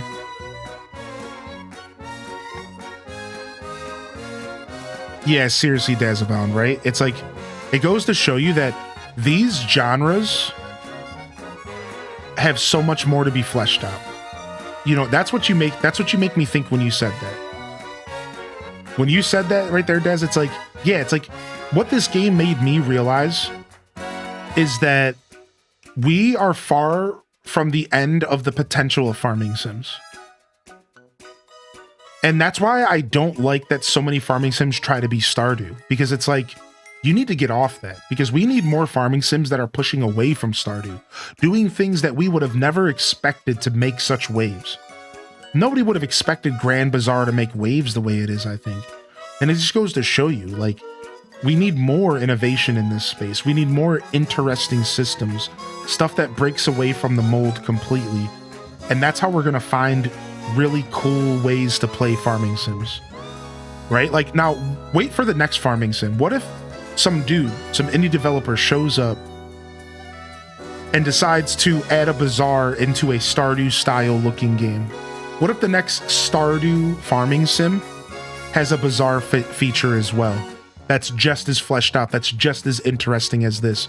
Imagine taking the bazaar system here, the trending system, all of the moving parts, and blending it into Stardew. That would be so rad, right? Now I'm not saying Stardew exactly, because it has its own vibe. But I'm just saying that style farm sim. And that's what I'm saying, like, this is the future. We're seeing the future of farming sims unravel, and like, this is just the next step. Hopefully somebody else takes on the challenge of the bazaar, or just the challenge in general of creating new, fresh experiences, stuff that's gonna make us all go, wow, this is really entertaining. Right? Like, this is so entertaining. This is so interesting. Yeah, to be fair, I did just make myself think of Chocolatier, because I think we are going to be selling stuff in Chocolatier. So yeah, maybe, right? Yeah, what's up, Author Lady? Hey, Hardy welcomes in the chat. Author Lady says, I'm way below average then. I'm year 1 autumn, and I made 50K at the last bazaar. So yeah, that would mean that you are playing the game casually. I don't think there's like a below average. I think there's just casual players, above average, and then hardcore min-maxers. So it's less that you're below average, Author Lady, and more that you're just playing the game casually, which is chill. Garden Galaxy on the Switch 2, I would love that, actually. All right, here, let's finish up what we're doing. Let's go ahead and sell these as well.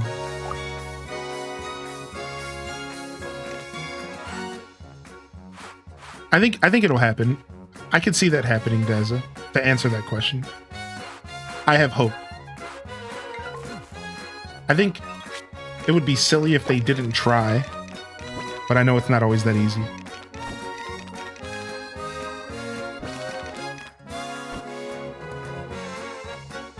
That's the joy of this game. You can play exactly how you want. Boom. Yo, what's up, Cool Stardew, man? Thank you for the biddies. Oh, and thank you, Lemons and Limes, for 29. Yo, what's up, Lemons and Limes? That must have came in the middle of the bazaar. What's up, Lemons and Limes, man? Thank you so much, dude. Or I was yapping, probably. Good to see you, man. Yeah, and Lizzie hit the nail on the head. That's the beauty of this game, is that you can play this game any way that you want. You can play casually, you can lay back, chill. You can play more min-maxy and go over the top with it. You can go maybe more middle ground like I've been doing and just kind of, you know, maybe sometimes you try really hard and other times you're just like, whatever, I'm just gonna chill. You know, like my philosophy in this game is I try to play every farming sim, quote unquote, efficiently. But the level of efficiency that I invoke is the difference between every playthrough. Some playthroughs I'm trying to get community center done in year 1. Some playthroughs I'm just chilling.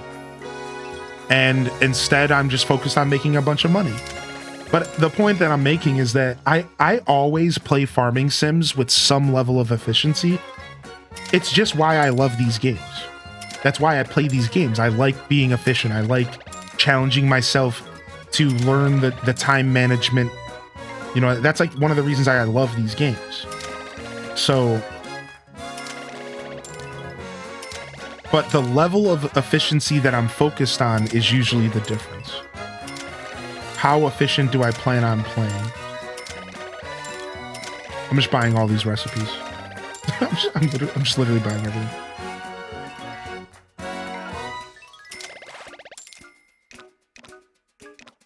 All right, I'll stop here. I'll stop now and... Wait, why stop now? I'm almost done. Screw it.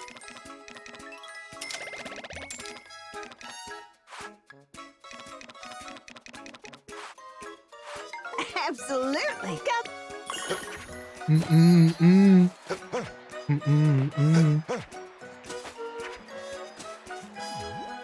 All right, we have plenty of time. I'm gonna go put some of this stuff in storage.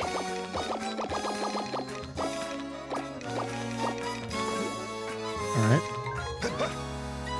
And then let's go see what else we got. Welcome. We can't afford the cellar yet. I'm gonna save up for the cellar though. I'm not gonna get this. I really want the good storage upgrade because I want to start saving crops and stuff from different seasons so I can start cooking. I think that cooking is something I really want to focus on in this game. I really like it. So I want to start saving stuff from different seasons. So part of me wants to buy this for my own personal play style, but it's hard to want to buy that when I'm staring at a literal cellar. A whole another field for 1,000, like for 1 million. Like, it's hard to ignore this. Like, I think this is the play. I think I just buy this. You're right. Because, like, in theory, I could get it next Bazaar Day. I could probably make 400,000 next Bazaar Day. Yo, come on back. Only the Well, it comes with the spring stone, right? So at least there's that. This would be the perfect seeding, considering your trends, to try and glow up crops specifically for cooking. Right, yeah. Yeah. Thanks. Bum ba-dum ba-dum. Bum ba-dum ba-dum. Bum ba-dum ba-dum ba-dum ba. I kind of just want to get the storage for now. And just say screw it, because I love storage. I'm doing it! I'm doing it! Welcome, welcome. I'm a storage fiend, man. I can't. I'm sorry. I can't, dude. Just gonna do it, man. I'm just doing the storage.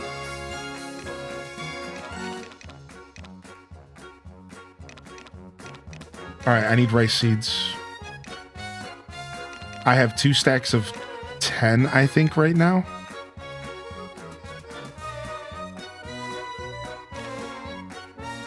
I really should just go look. Please.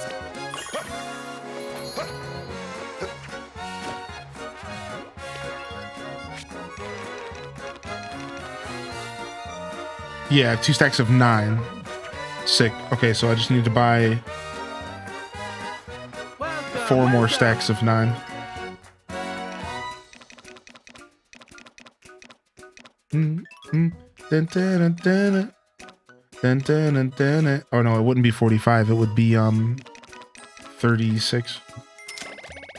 No, that was wheat. Oh well, sure. I need that too, to be honest.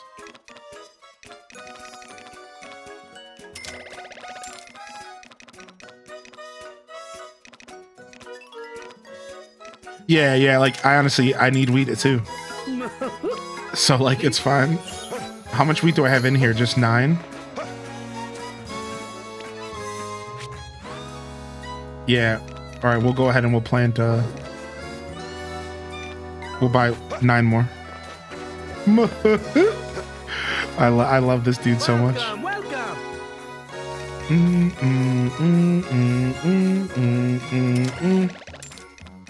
All right, kind of want to buy some more of these flowers. The cherry sapling. Oh, we need to go to the...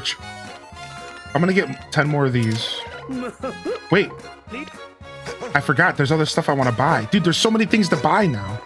Dude, they really get you with this game. There's so many things to purchase, dude.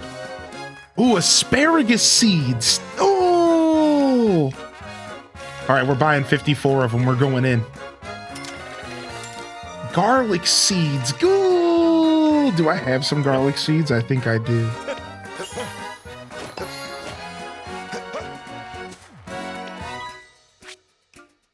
No, it's cauliflower. Dun, dun, dun, dun, Welcome. dun, dun, dun, dun, dun, dun. Bum, ba-dum, ba-dum. Bum, ba-dum, ba-dum. We'll buy 50 fertilizer. I do need more salt, but it's actually better to buy the salt to make the salt yourself, right? So you buy the rock salt and then you produce it yourself. Welcome, welcome. So I don't even buy that here. I buy that at Miguel's shop during the week, I think. All right, let's go check and see what dude has to offer up here. Welcome.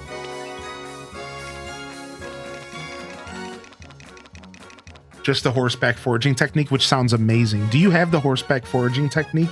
And is it as good as it sounds, Lizzie? Is it badass? Can you just go around breaking rocks with your horse? Can you pick weeds with it?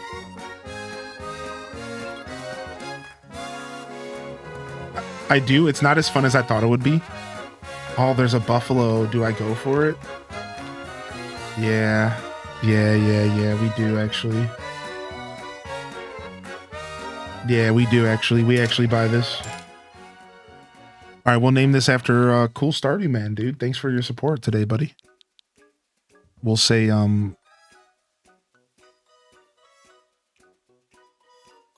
C. We'll just say Stardew Man. I can't even fit that, can I? No. So we'll say C. Oh, the period counts. We'll say C.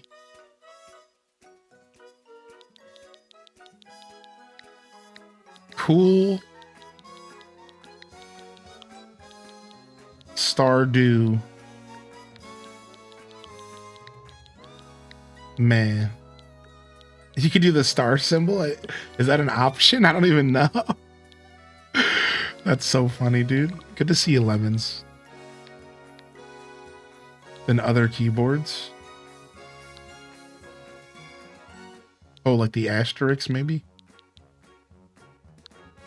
Oh, there's other keyboards. Oh my god, what the heck? I didn't even know this. What the heck? Cool Stardew Man. Shut up.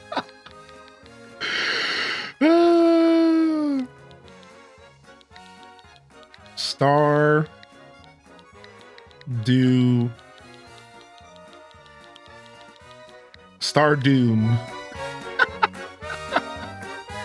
I don't really care that much.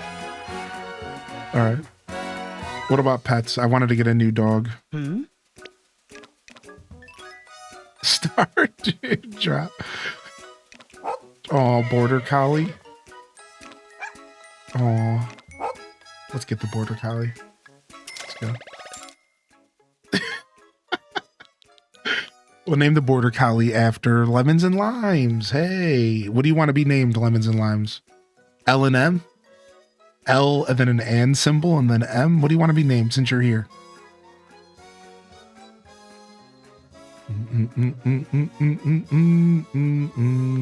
Just Lemon? Do you want to just be Lemon? We could just do Lemon.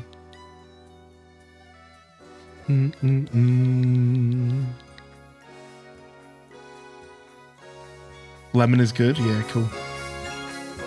Lemon's a cute dog name, actually. I'm not gonna lie. It's actually a super cute dog name. Just Lemon the dog. Hi, welcome. Dun, dun, dun, dun. I kind of want to buy this. I'm trying to get the full set. I'm trying to get the full set here. I think I'm gonna buy this. Yeah. All right, now we're saving our happy points for warps. Border collies are herding dogs. I didn't know that. All right.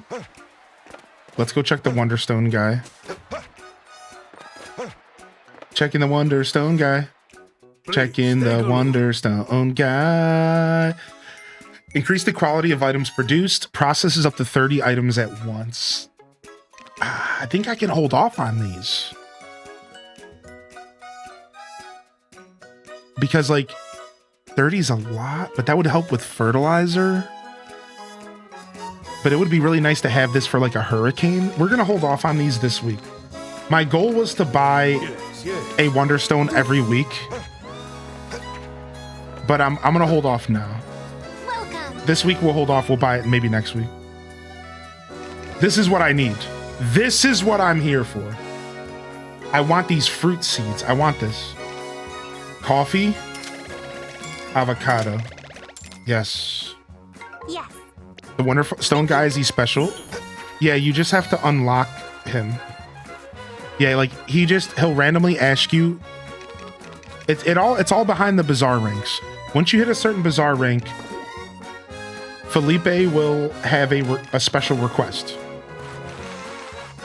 Once you get the Bazaar rank, he'll have a special request for you. And then once you fulfill his requests, you'll be able to interact with him. Yeah, so this whole game is like the Bazaar rank kind of controls everything in that sense. Still a super fair question, but like just for future reference, like, yeah, if you're thinking to yourself, when do I get access to that? It's probably the Bazaar rank that's stopping you from accessing it. And it's a safe bet that that's what you need to interact with. That's a lot of food. I have a lot of food here.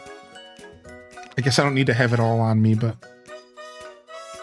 the Wonderstones are unlimited usage. Yeah, but you can only have one Wonderstone locked into a windmill at once. You can't take the Wonderstone out while it's processing.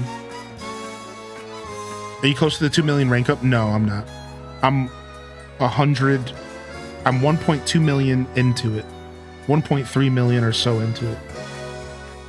So 2 more Bazaars. I'm guaranteed to get World Rank 7 and 2 Bazaars, but I still need to get the 3 stalls. So I'm still thinking maybe summer. I'm still thinking maybe summer. I have the Fortune Teller quest, but I don't have the Fortune Teller unlocked.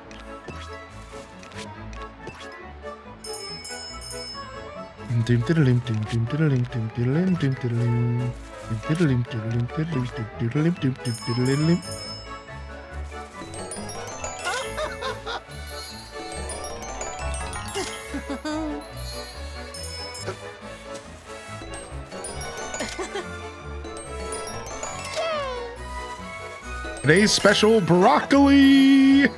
I know. How could I be so quiet after my last Bazaar of pure tomfoolery? Yeah. I know.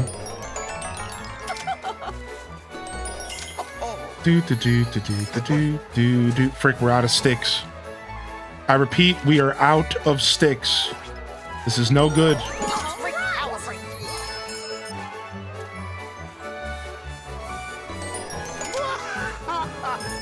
Oh, I didn't equip my new thing that I just purchased. Oops. That's okay.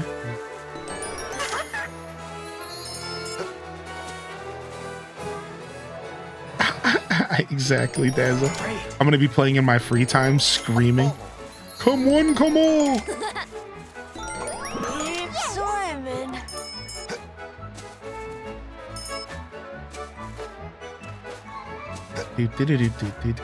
One of my favorite tips is that you can cancel the bell ring. So just a little pro tip, you can cancel the bell ring by jumping.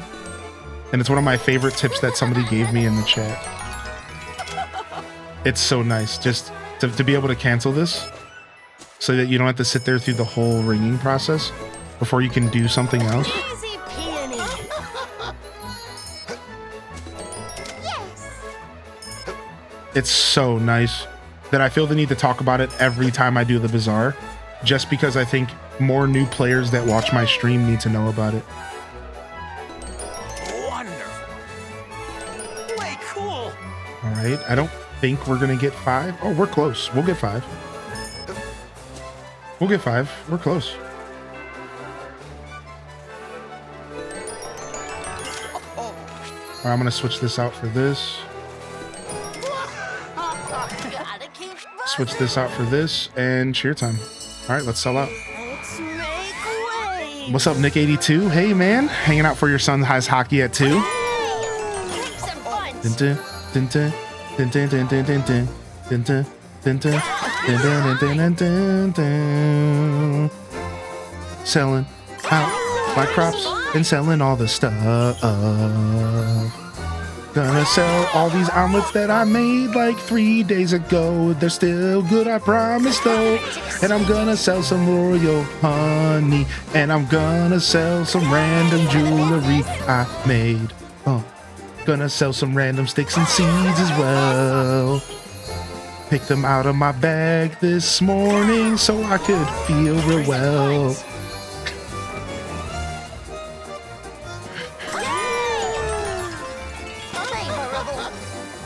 Oh, we're selling the broccoli, so that means this is it. This is all we have left.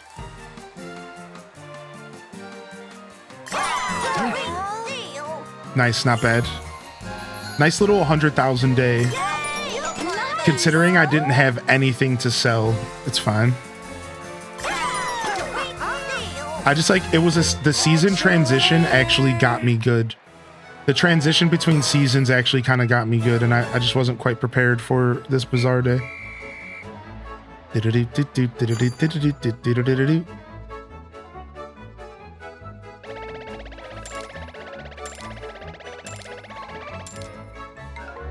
All right, nice. And that's all we're selling. We're out of here. Or that's all we're buying, I mean. So we're out of here. Let's go and check the windmills and then take care of our fields and all that.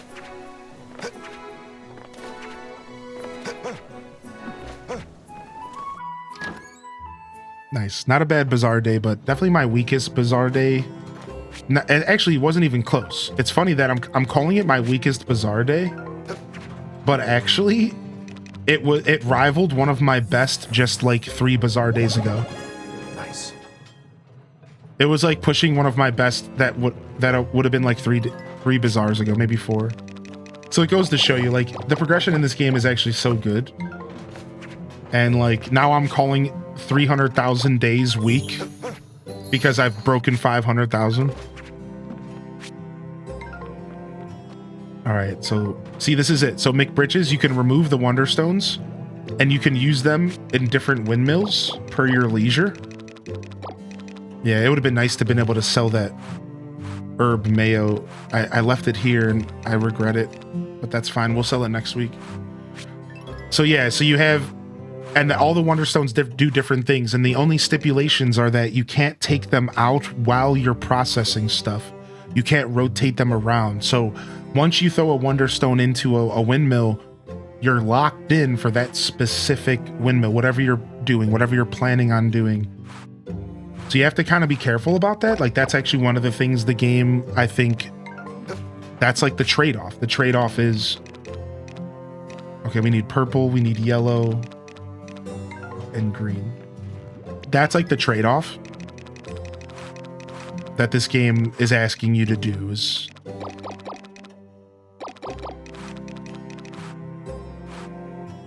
okay, we're gonna make some jewelry, and then we don't really have a good Wonderstone for this because my blue one is being used. What was blue being used for, though? What was I speeding up? I think it was wood and stuff. It would actually make more sense for me to go grab the blue Wonderstone before I put this jewelry in. So I'm just going to go ahead and do a bunch of fertilizer if I can. Oops. I didn't mean 1.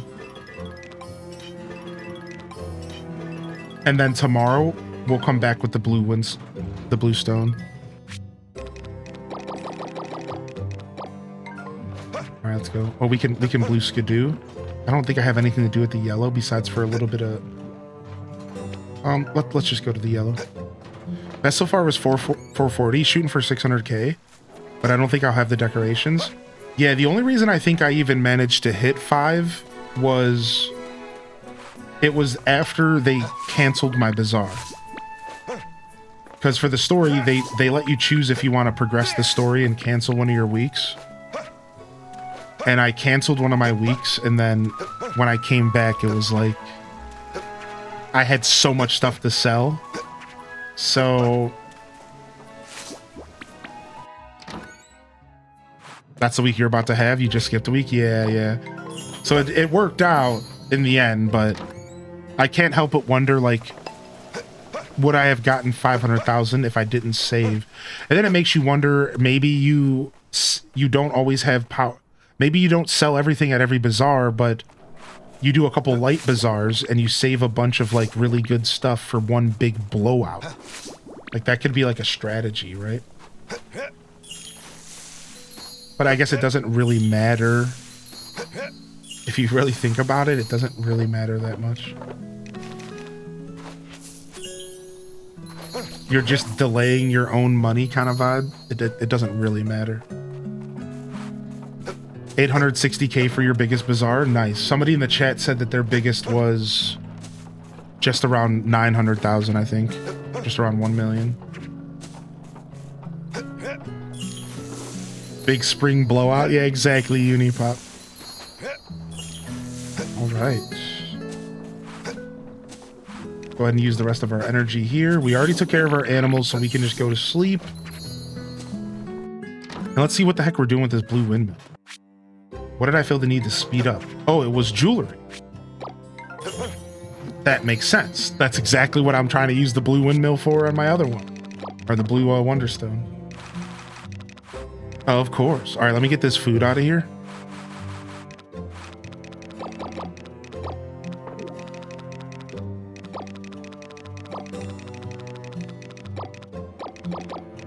Drop all this stuff off. We're just going to carry the food around because I'm going to be eating it to learn recipes, and we'll use it as our fuel the next couple days. So we're just going to be carrying the food around anyways. It's fine. I had 1.4 million. I had a bunch of diamond and pink diamond saved up accessories. Yeah, that's the play, dude. All right, we'll go ahead and we'll save here.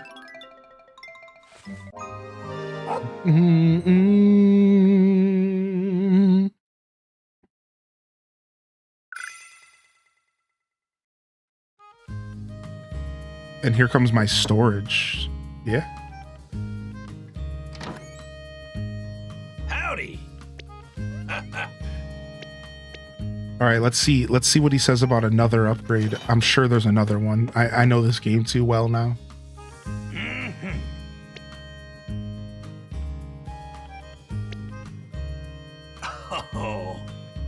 Oh, he came across something? Darn right. Yep, more upgrades. Yeah, more upgrades, baby. You think 240's max? I was thinking 10 slots was max, whatever that equals. 240, yeah. We're thinking the same.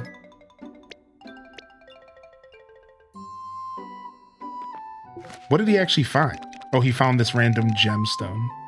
Wait, that orichalcum he found might have been the orichalcum I needed to get my first orichalcum tool. 1, 2, 3, 4, 10. Oh, I already had 10. Dude, nice. I think we're gonna be getting an orichalcum watering can. We're gonna go with that first. That just feels epic. I don't think why not. All right, cool. So for those just tuning in, make sure you hit that follow button. If you want more Grand Bazaar, we'll probably play some more tomorrow at 8 a.m. Eastern. You'll find my clock over there at the side of the screen. That's what time it is for me. I'm Eastern Standard Time. And you'll find me here doing more Grand Bazaar. Come on by and hang out with us, man. This game's a lot of fun. I'm having a blast playing it. And of course, you're all welcome to join us. We are jumping over here. We are gonna switch gears here. And we are actually gonna get out of here. We are doing something special here. So normally my streams are 4 hours minimum, which is super cool. And that's what you got today. And we've been doing like a lot of 4 to 6 hour streams recently, so this doesn't feel too bad. But I always try to aim for like 6 to 8 hours if I can. So My goal is 6 to 8 hours a day, 6-7 days a week. Usually I hit at least 4 minimum, about 6 days a week. All right, daily. Today we're doing something special. I'm wrapping up the stream here early, not because I don't feel like being here.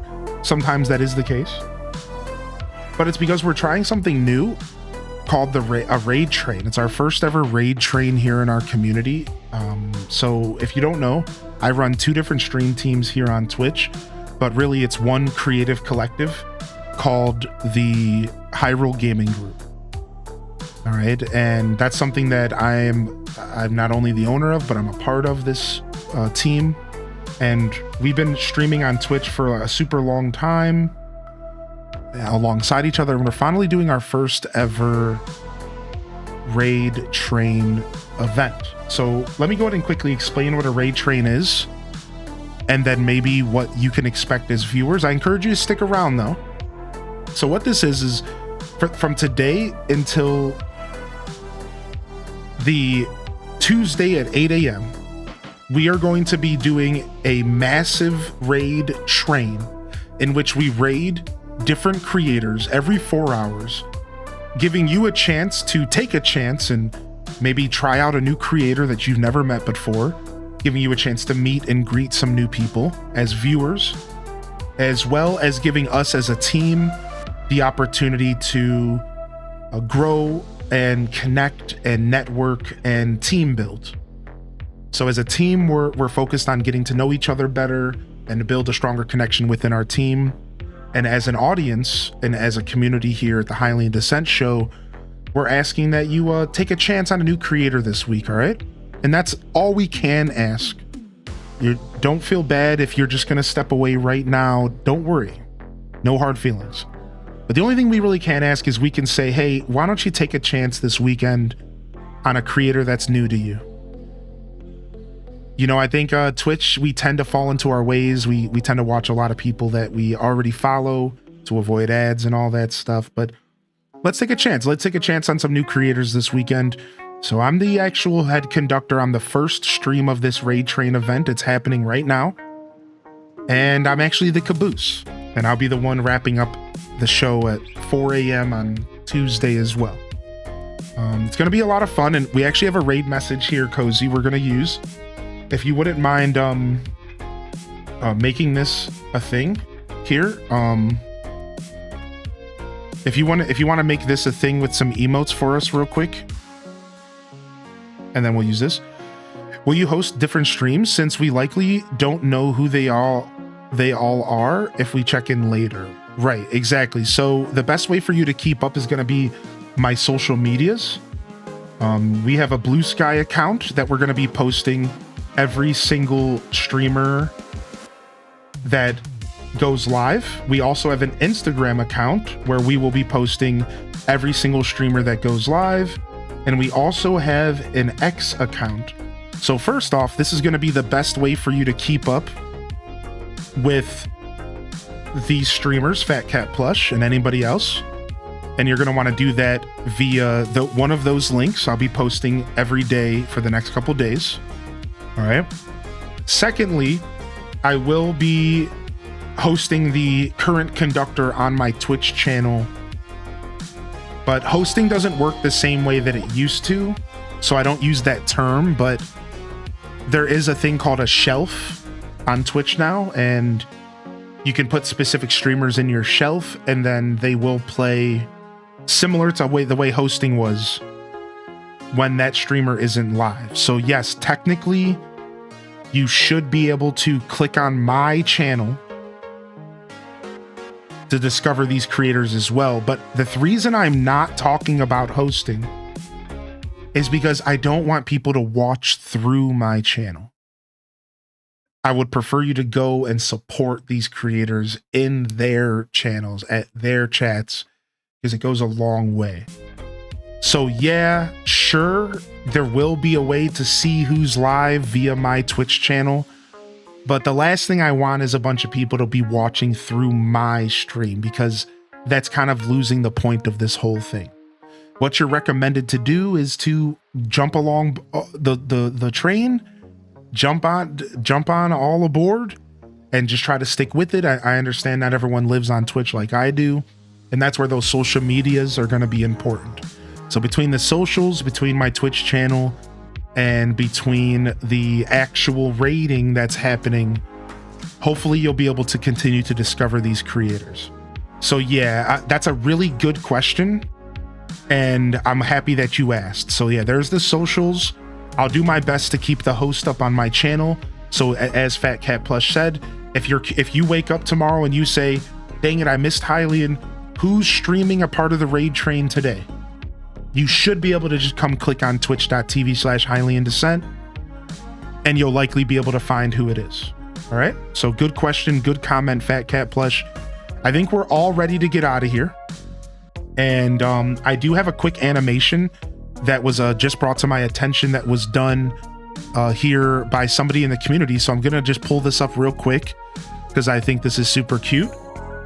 But we have a cute little raid train animation that somebody took Buka's artwork and made it animated. And I just thought this was like super cool. So here you guys go. All aboard the train. All aboard our first official Hyrule Gaming Group raid train. So I thought that was super, super cool.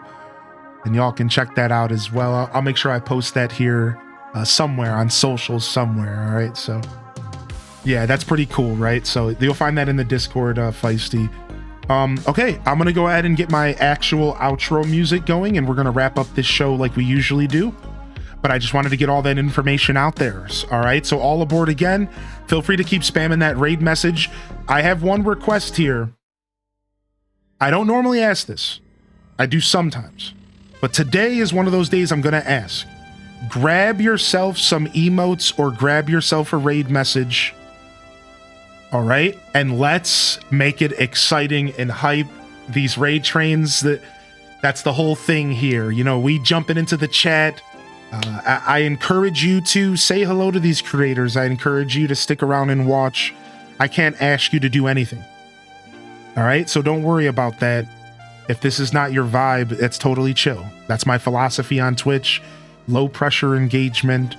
It should be pretty fun. All right, it should be a pretty fun event. Let me go ahead and see what Spartan's up to now. We're going to visit our buddy Spartan Leonidas. And while I won't be rating every single person myself, I do have the opportunity here to talk about my buddy Spartan before we rate him.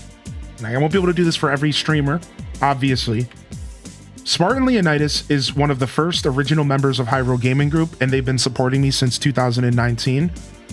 They've grown as a creator and conceptually as a content creator. They have a better understanding of what they want to do, and I've been proud to watch them grow over these years and truly solidify themselves as a content creator and really finding their voice as an artist in this space. They do everything from World of Ships and Starfield and space-themed games and simulations to Splatoon and Pokemon and Animal Crossing. But really what you need to know about Spartan is he's one of the best energies you will find in the space. His energy is unmatchable. He's a really special dude. He's clearly here to just make your day better. I don't think I've ever seen the dude once even talk down on somebody, even crack a joke on somebody, even troll somebody. I really love this dude. I've known him for so many years. Check him out, man. Give Spartan Leonidas some love. He's gonna be worth your time. Even if you're not into Splatoon, hit that follow button, and hopefully you can see for yourself just what I mean by how cool Splatoon really is. All right, so sorry, Spartan Leonidas. Splatoon's okay, but Spartan. So on that note, fam, this is we're jumping into our first raid of our 3-day-long raid train, starting 8 a.m. today, going until Tuesday at 8 a.m. All aboard. We are leaving. Departure is happening right now. Departure is happening right now. It is happening. Let's go ahead and jump in, fam. This is Hylian Descent signing off from another wonderful Hyrule Gaming Group production. If I don't see y'all here tomorrow, I'll see you when I see you, fam. Don't forget to game on. And of course, as always, peace. Wrap it up. and on to the next episode. Peace.